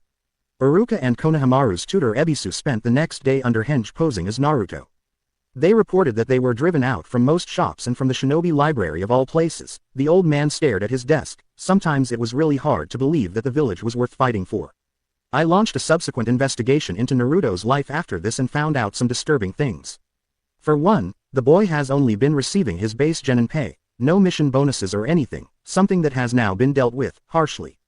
Naturally, the accountants responsible only said something about an unfortunate oversight but changed their minds, confessed and began fervent repenting after spending some quality time with Morino Ibiki.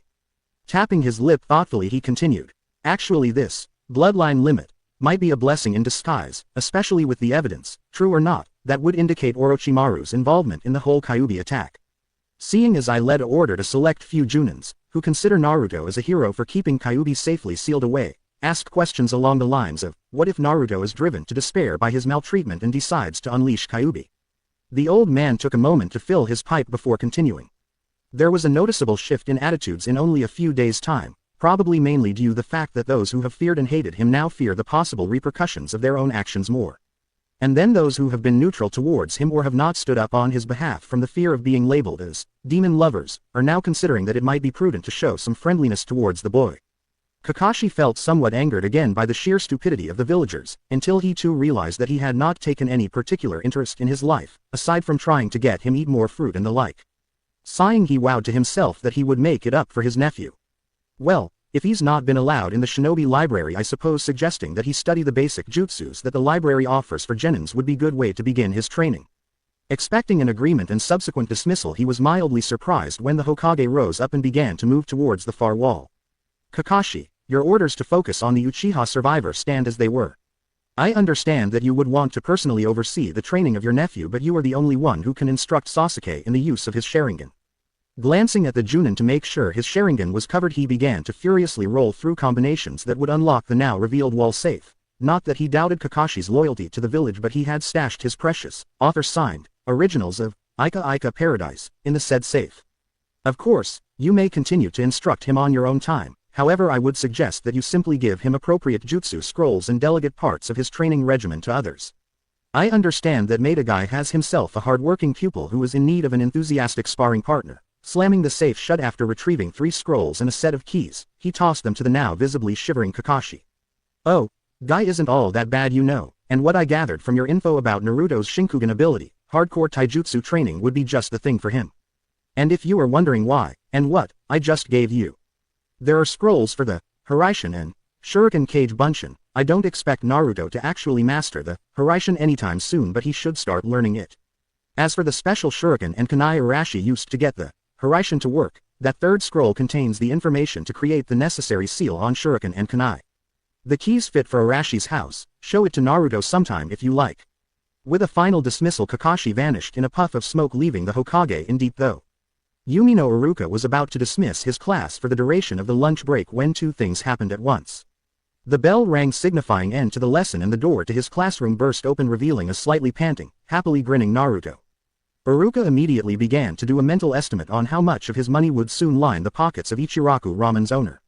He was brought out from his lamentations by a chorus of "ooh" and "ah" squeals that his female students, who had taken note of Akai-chan, were letting out with great intensity and volume.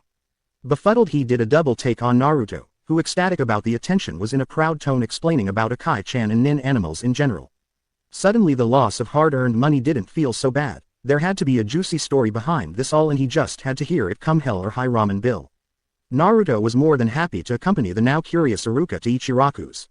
It had taken some time to evade the horde of young kunoichi potentials who were intent on petting Akai and to pry off Konohamaru, who had attached himself to Naruto's leg, demanding to know where his Oyabun and eternal rival had acquired such a fearsome assault animal.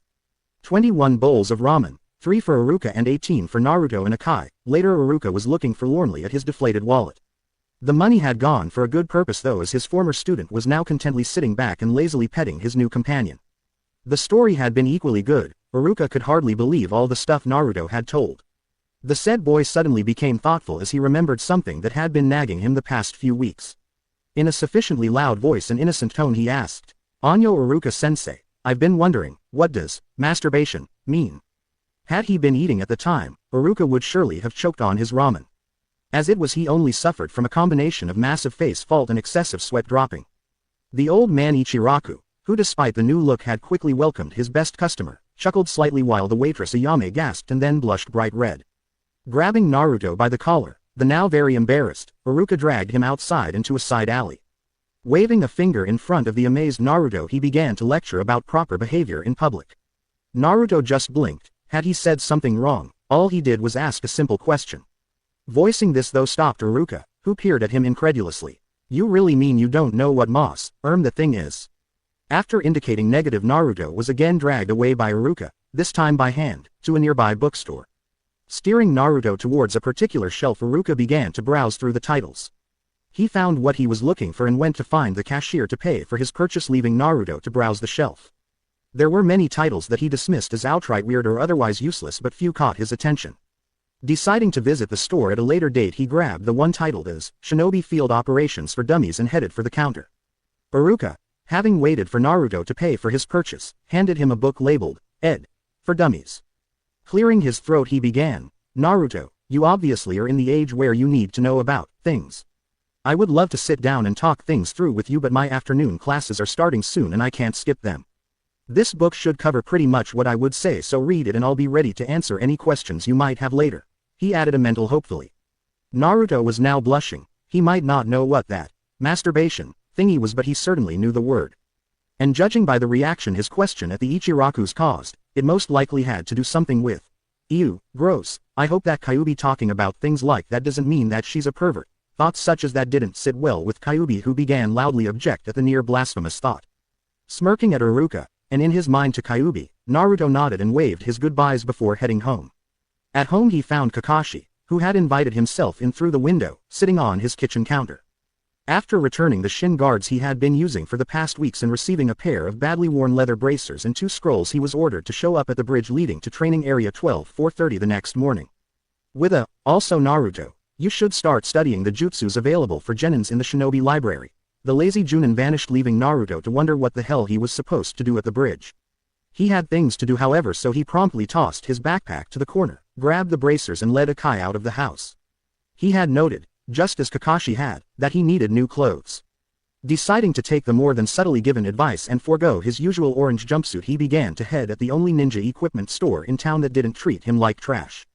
The store was run by an elderly couple who had, on the occasion he had been in need of gear, been quite polite, even friendly towards the boy. He had noticed for one that they sold him items for the actual price, instead the usual inflated price he was forced to pay in many stores. What best suited him at the moment was the fact that in addition to weapons, scrolls and assorted pieces of shinobi gear, the store packed a selection of clothing designed specifically to meet the demands of ninjas. He let himself be carried away by the mystery of the 2 new scrolls he'd gotten. The eager fox boy was so out of it that he didn't notice he was being tailed. A good 50 yards away was a shape moving from shadow to shadow, rooftop to rooftop. Nor did he realize that he was about to collide with someone until it was too late. After hitting dead on with someone, he landed square on his butt and began to struggle to get up and apologize at the same time. Any apologies were effectively cut out by a loud kawaii that made him positive that he had run into a girl and that the said girl had noticed Akai. Quite frankly, he was amazed at what he called the Akai-chan syndrome, and its effect to females in particular. Taking a good look at the person he had run in, he recognized her as one of the girls in his class. "I know her. She's one of Sakura's rivals in Sasuke fan club. Ah yes, the Ino pig." After helping the downed Yamanaka girl on her feet and making few moments of polite small talk, mostly about Sasuke-kun, and mostly because Ino didn't want to let go of the cute fox, Naruto tried again to retrieve Akai-chan and get away from the girl who was in the process of thoroughly petting the said animal. Ino had other plans though. Running into Naruto was a stroke of luck, seeing as how she could pump him for info regarding Sasuke-kun. Finding out more about the cute little thing Naruto had picked up somehow was an added bonus. She could use the animal as a pretense to visit Sasuke at Team 7's training ground. Also, like any other female of the human species, she was powerless to resist the idea of shopping, even shopping for someone else. She grabbed Naruto by the arm and dragged him towards the store, blissfully unaware of the mysterious person, hiding on the rooftop, glaring kunais at her back. Almost 2 hours later, a thoroughly exhausted Naruto, burdened by several bags, exited the shop. Ino had been almost as scary as Sakura-chan when she'd been selecting clothing for him.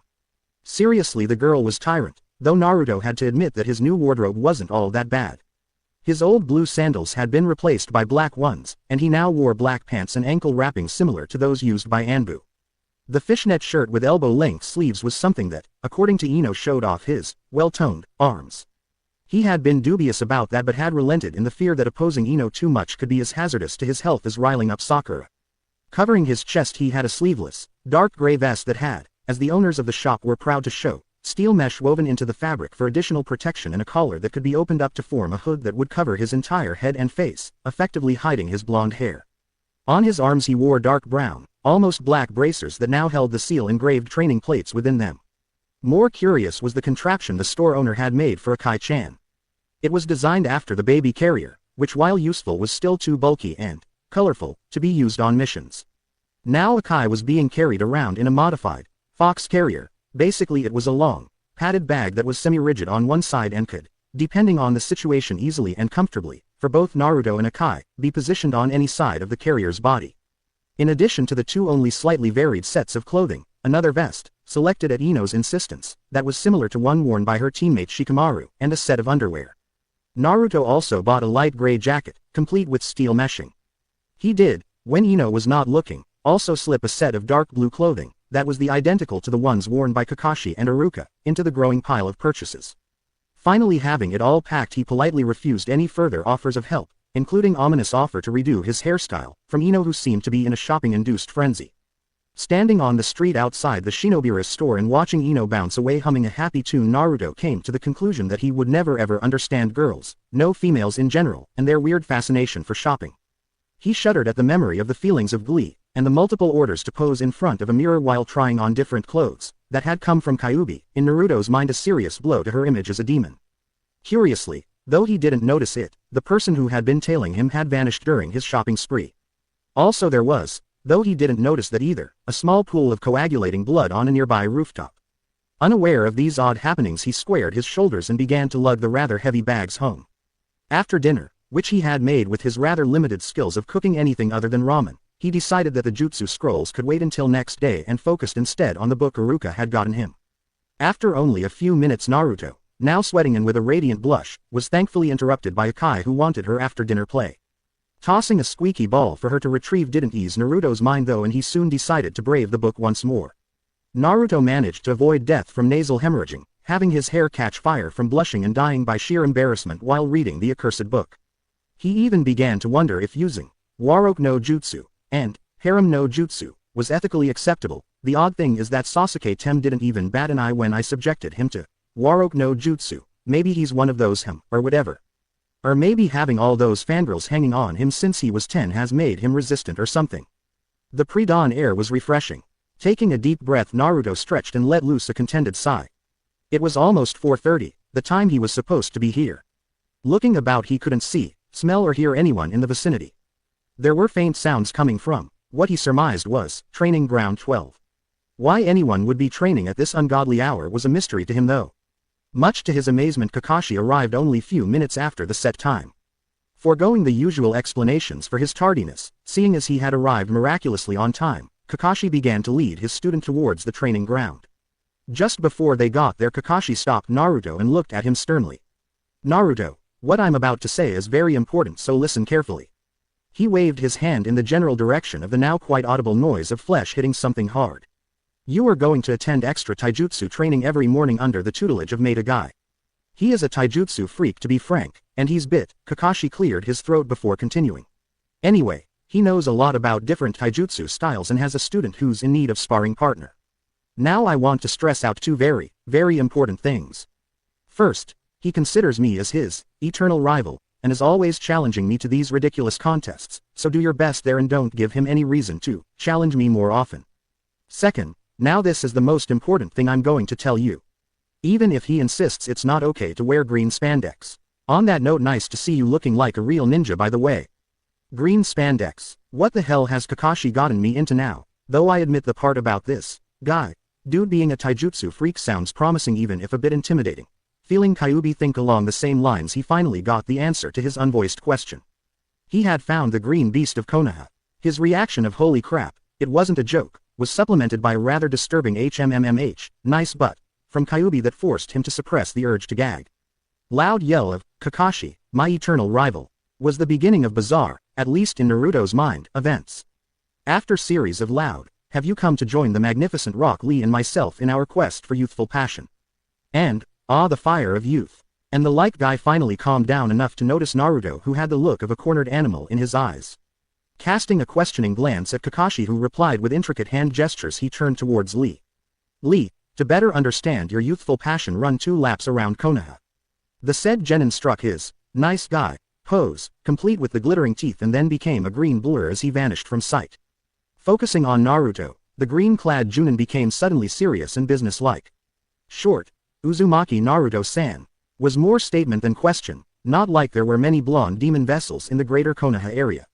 Turning his eyes to Kakashi, he asked, "I take it that there is a reason you have brought this epitome of youthful passion, who is only rivaled by my very own Rock Lee, here this day. Perhaps you and he would like to join us in our pursuit of perfection." Kakashi nodded slightly. "Guy, the Hokage has requested that you offer your assistance in bringing out the youthful potential of my most excellent pupil." Cringing beneath his mask, he went on. "Naruto has an incredible potential in taijutsu because of his unique destiny. I believe that with a little coaching he could advance rapidly and in turn offer your Lee a worthy sparring partner." I would note that you have my permission to run him to the ground if you can. Seeing Guy nodding in ecstasy, he turned to the now horrified Naruto and said, "Well Naruto, it would seem that you will be training every day from 4:30 to 7 with Guy and Lee. Oh, and Team 7 will meet for training tomorrow at 7:30 at the usual spot, don't be late now." The last part went unnoticed by Naruto, who was going through a mantra of "shit, this isn't happening over and over" in his mind. He soon realized that Guy, or Guy-sensei as he came to call him soon enough, was talking to him. At the mention of training weights, he showed his bracers and explained that they were a gift from the Yondaime, who felt that he should get them as a compensation for his sacrifice.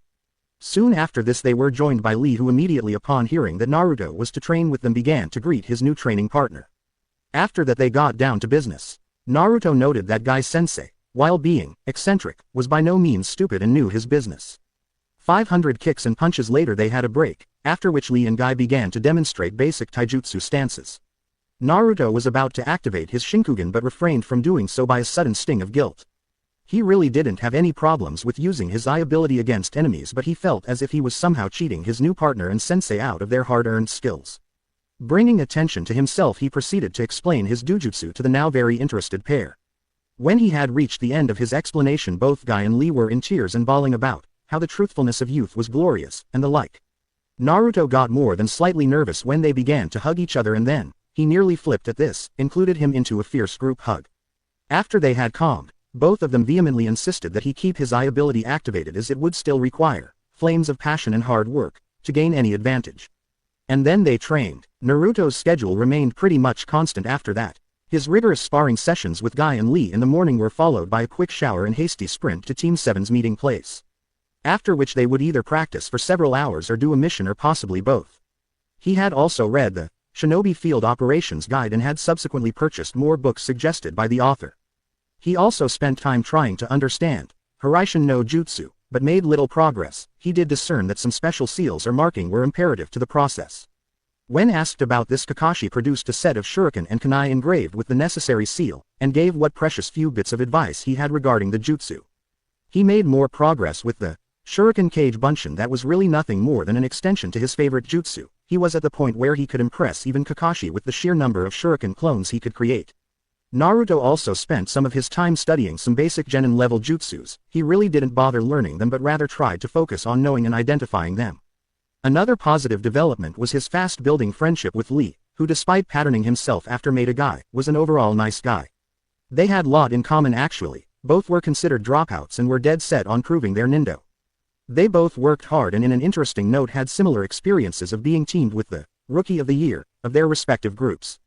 They also compared their training weights, Naruto trying to walk around wearing the insane leg weights that Lee used without any discomfort, and Lee testing out Naruto's bracers. He was impressed with them and promptly asked if Naruto knew where to get more such magnificent items. Naruto promised to look into the matter but couldn't guarantee that he would be able to procure another pair for Lee. Getting to know Lee better also led into another development. Within the week, Naruto noticed that he was spending another 3 hours every evening sparring with the ever-energetic taijutsu expert, and it paid off too, big time. He could literally feel himself growing stronger and faster, forcing him, much to Kakashi's amazement, up his weights again. And then there was the fact that his taijutsu was improving so fast that Lee had to actually stop holding back slightly. Naruto was feeling cheery. He was full of delicious ramen that he had devoured in vast quantities after returning from yet another successful and exciting mission. It had been the visit the beach day for Konoha's preschoolers, and the lucky Team 7 had been selected for lifeguard duty. It had been moderately fun to watch Sasuke brag about his swimming skills and then leave him to pick his jaw from the ground when Naruto had swiftly run across the water's surface to rescue the one and only potential victim of the day. Because it had been such a good day, Naruto was feeling playful and decided to notice Konohamaru, who had been shadowing him for the last few days. Not that Naruto really minded playing with Konohamaru and the trio of terror, but things had really been busy. This didn't really matter to Konohamaru, who beyond excited about the cool eyes and the fierce and powerful assault animal his Yoaban had acquired. Sighing inwardly, he promised that he would play ninja the following day, and decided to actually spill the beans to Konohamaru, motioning the eager kid to follow him to their special training site.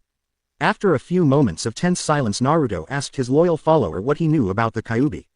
He quickly received the patented tale of Yondaime's heroic battle with the demon and subsequent victory and death. Lifting Konohamaru by the neck, he placed the kid on the ground before himself and while staring him in the eyes said in a low voice, "That's not the whole truth. Kyuubi didn't die, she was simply sealed away. Sealed into the belly button of a newborn child, namely, me, Uzumaki Naruto. Konohamaru was gaping at Naruto. The silence continued unbroken until slowly he turned his eyes towards Akai, who was currently asleep in her pouch, then back to Naruto's face. He repeated this process several times and then began to shake. With a loud yell of, "No!" he turned and ran from the clearing, leaving behind a heartbroken Naruto. Maybe it's true, maybe I'll never be accepted. What Naruto didn't know was that the person who had been stalking him on several different occasions had also cried out in denial for the confession before wheeling around and running. He didn't know because the said person had been a good 100 yards away from Naruto and Konohamaru, and because Naruto was so immersed in his own misery that he didn't notice another person approaching until he heard a warning yap from Akai. Instincts kicking in, he rolled forward and turned around in mid-roll, ending in a loose ready position, ready to attack, defend or retreat as required. He relaxed when he noticed that the only person on the clearing was Ebisu, the closet pervert and Konohamaru's tutor. He failed to notice, however, that instead of the cold glaring eyes he'd been sporting before, there was now a healthy dose of admiration in those eyes. Clearing his throat, Ebisu spoke. "He's young, you know. Give him some time to think it over and I'm sure he'll be back to begging you to play ninja as usual." When Naruto only shook his head sadly, the elite Junin walked forward and ruffled the blonde's hair. This caused the boy look up in amazement. Was this really the same stuck-up closet pervert who'd stated that spending time with the likes of Naruto only served to make you dumber? It was a brave thing, Naruto-kun. You really should hint that maybe Kyuubi wasn't on her right mind when she attacked, that would help too. But right now the little whelp needs time to sort out his feelings. He then walked to the nearby vending machines and popped out 2 cans of soda. Tossing one to Naruto, he sat on the nearby log. "Seriously, Konohamaru has changed after he met you. Before it was hard to get him to train and now, it's hard to get him stop training. He used to idolize the Yondaime, now it's you. And then you go and drop a bomb like that on his lap without any warning." Smiling again, the closet pervert shook his head. "I'll talk to him tonight, or Hokage-sama will, and by tomorrow he'll be pestering you about your assault animal." Finishing his soda, he turned to leave. "So don't worry, Naruto-kun, you will prove that you are not the monster fox, and people will change and believe you. I know I did." With that he vanished, presumably to track down his wayward student. Akai-chan decided that her Naru Onachan needed some comforting and began softly nuzzle her head against Naruto's cheek. The act had the desired effect as it brought out a bitter laugh followed by a slight smile. "I'm really pathetic, aren't I, Ni-chan? Me, the one person who should know better than to hold prejudice against others, expecting a small kid to instantly process something that would probably cause brain overload on most adults. I owe him at least the benefit of a doubt, right?" He was only responded by a more resolute headbutting, which meant that playtime was about to begin. He was happily surprised when, come next day, he was again being shadowed by a suspicious-looking, square, rock, that moved on its own. Whispering few choice instructions to Akai, he let the small kitsune ambush the rock in question. After being surprised by a sudden pounce of the fierce Akai, the infamous Konohamaru Corps made their appearance, namely they crawled out from underneath the box.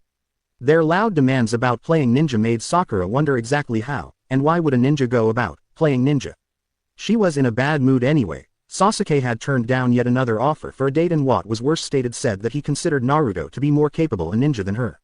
She didn't even realize that she was staring at Naruto while thinking, "I'm below him," the whole time. This caused Konohamaru, who was at the time whispering his apologies to Naruto, draw several wrong conclusions.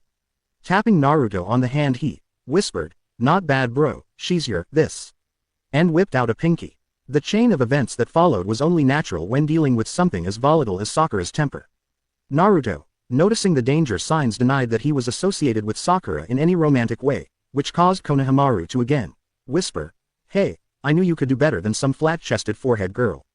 Slowly, as if moving away from a snake that was ready to strike, Naruto began backing away from a very scary-looking Sakura, and then bolted along with the whole Konohamaru Corps.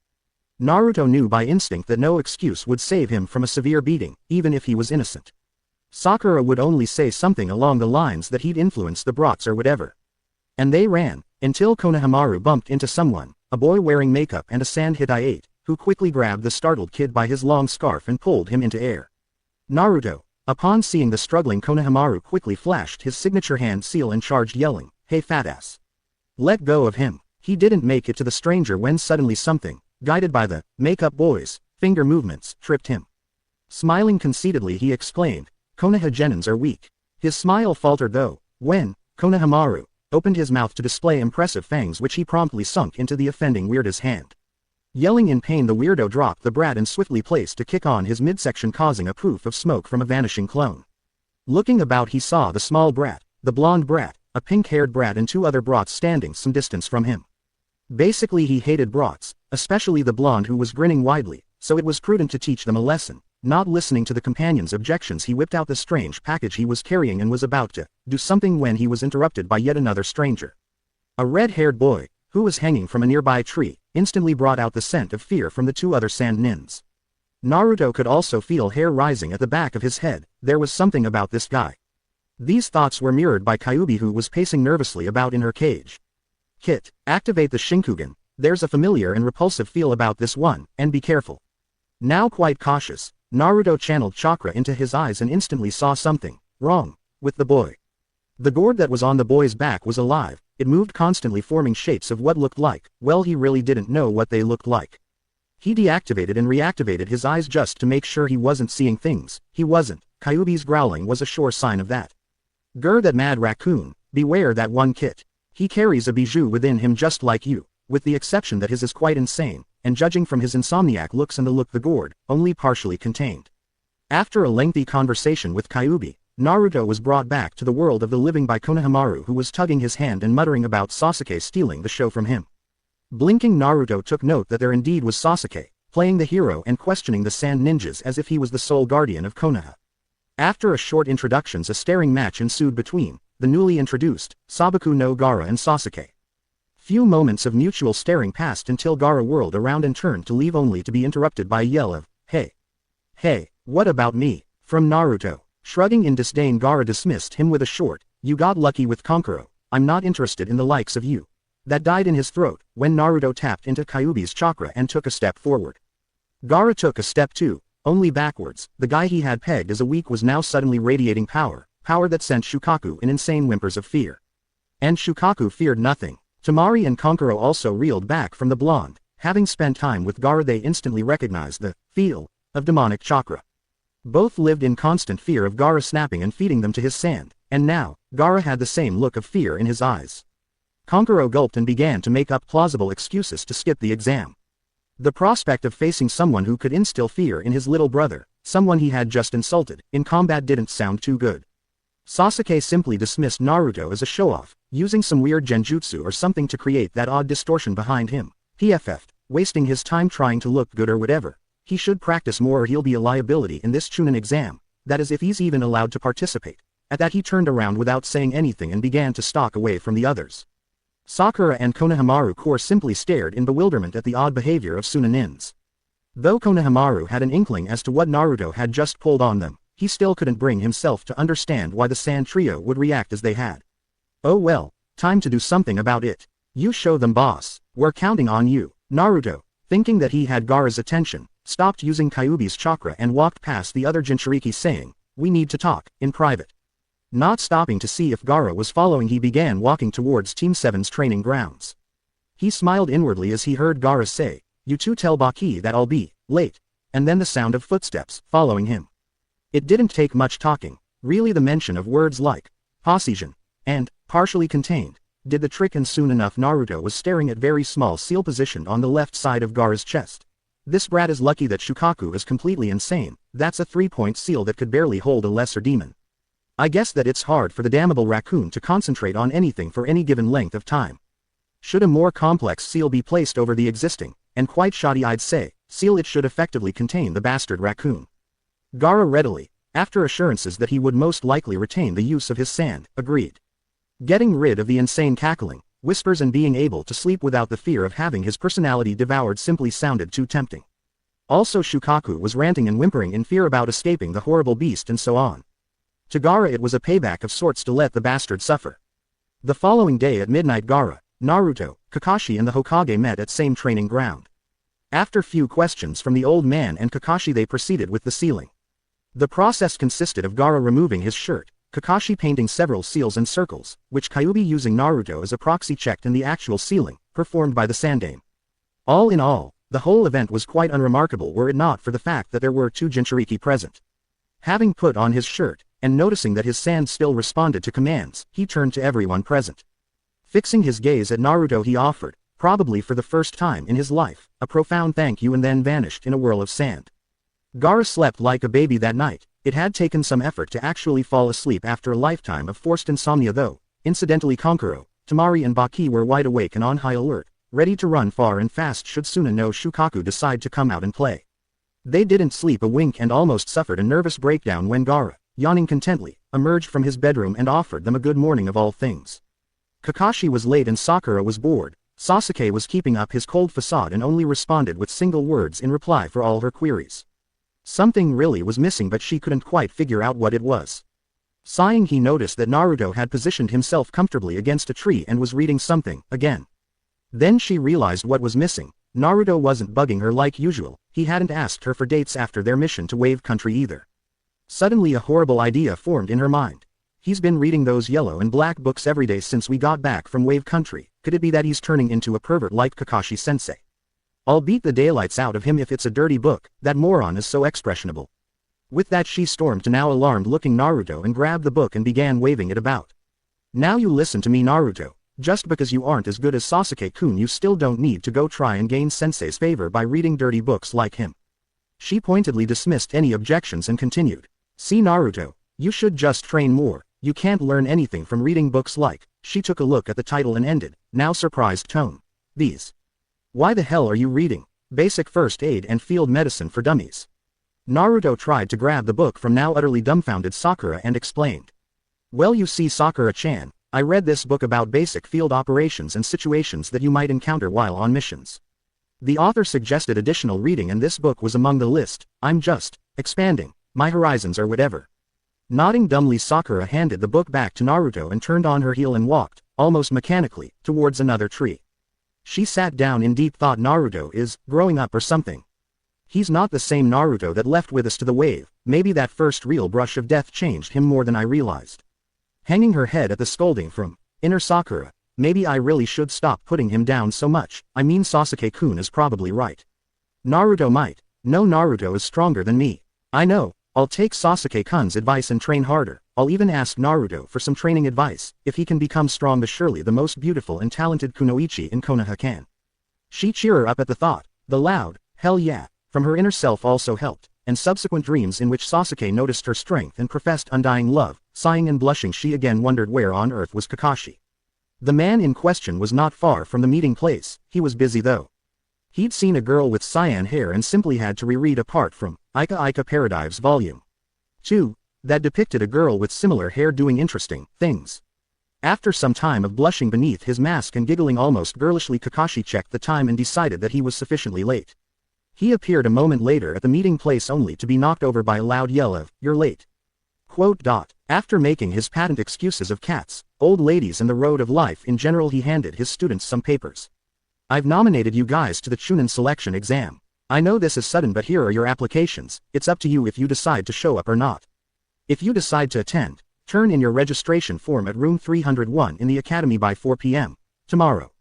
He fixed them with a lazy stare. Anyway, you'll need a genin leader for the test, so.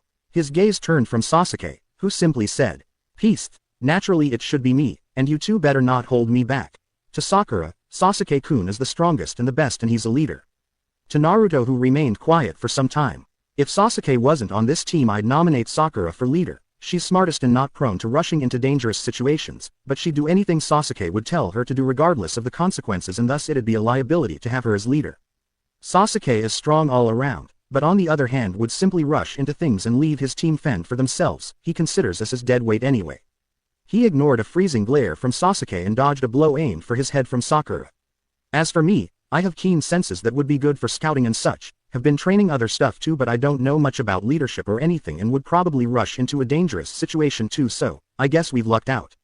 Kakashi was positively surprised at Naruto's blunt admission of his shortcomings, and how he had pointed out strengths and weaknesses in his teammates. He called for a vote and not surprisingly the vote was Naruto, 1 Sasuke, 2, until he, much to Sakura's objection, decided to give his vote to Naruto. With the score now being tied, he suggested that they do a light sparring match using no weapons and only simulating offensive jutsus. It was time to see if Naruto had actually learned anything fancy after receiving his gifts from Kyuubi. The pair faced off and Sasuke, certain of his victory, didn't even bother to activate his Sharingan. Not that the Sharingan would have helped him, but at least he would have picked up a new technique. Going through his signature move, Naruto made 4 cage bunshin appear, then flashing through another set of hand seals he exclaimed, "Kirigakur no Jutsu," releasing a massive amount of thick mist that quickly enveloped the area. Sasuke was momentarily taken back by the sudden appearance of the mist. So the dope has learned a new jutsu. I guess miracles do happen. He rushed around, fist leading at the sound from behind him, only to be caught from behind by multiple hand and legs that tied him down. He tried to struggle but to no avail as the cage bunshin swarmed over him. And then the mist cleared. There was the Rookie of the Year, prodigy of the vaunted Uchiha clan, Uchiha Sasuke, held down by 3 grinning bunshins while the 4th had its arm pulled back, fist ready to strike. Sakura nearly jumped out of her skin when "Give up, Sasuke, or do I have to knock your lights out?" came from behind her. There was the real Naruto grinning widely and petting his cute fox. Receiving no answer from the boiling Sasuke, he looked at Kakashi, who declared Naruto as the winner of the match and as the new genin leader of Team 7. Standing up and glaring kunais at the happy Naruto, Sasuke grumbled something about, "You caught me by surprise, it won't happen again dead last." To which Naruto only sniffed an indifferent, "Doesn't matter, I won this one, subordinate-kun." When Team 7 arrived at the room 301, Naruto was in a really good mood. He'd totally humiliated Sasuke by politely asking Lee not to damage his sidekick before the exam when he'd challenged Sasuke. Lee, getting the hint, had happily agreed and added a needled barb of, "Guess he isn't as tough as he's said to be, what with losing to you in a simple taijutsu." Naruto had only smiled angelically and nodded in consent. At the door they were greeted by Kakashi, who happily stated, "Oh, so Sakura came too. Now we can properly take the exam. This test can only be taken in teams of 3, but you all came of your own free will. You guys make me proud, now go." Team 7 entered the room, leaving Kakashi behind in deep thought. I may have said that they are ready, but, even those fearless kids may be shaking in their boots right now. His morbid thoughts were cut like a lightning by Naruto's loud voice. "My name is Uzumaki Naruto. I won't lose to you bastards." His sweat dropped. The Chunin selection exam had begun.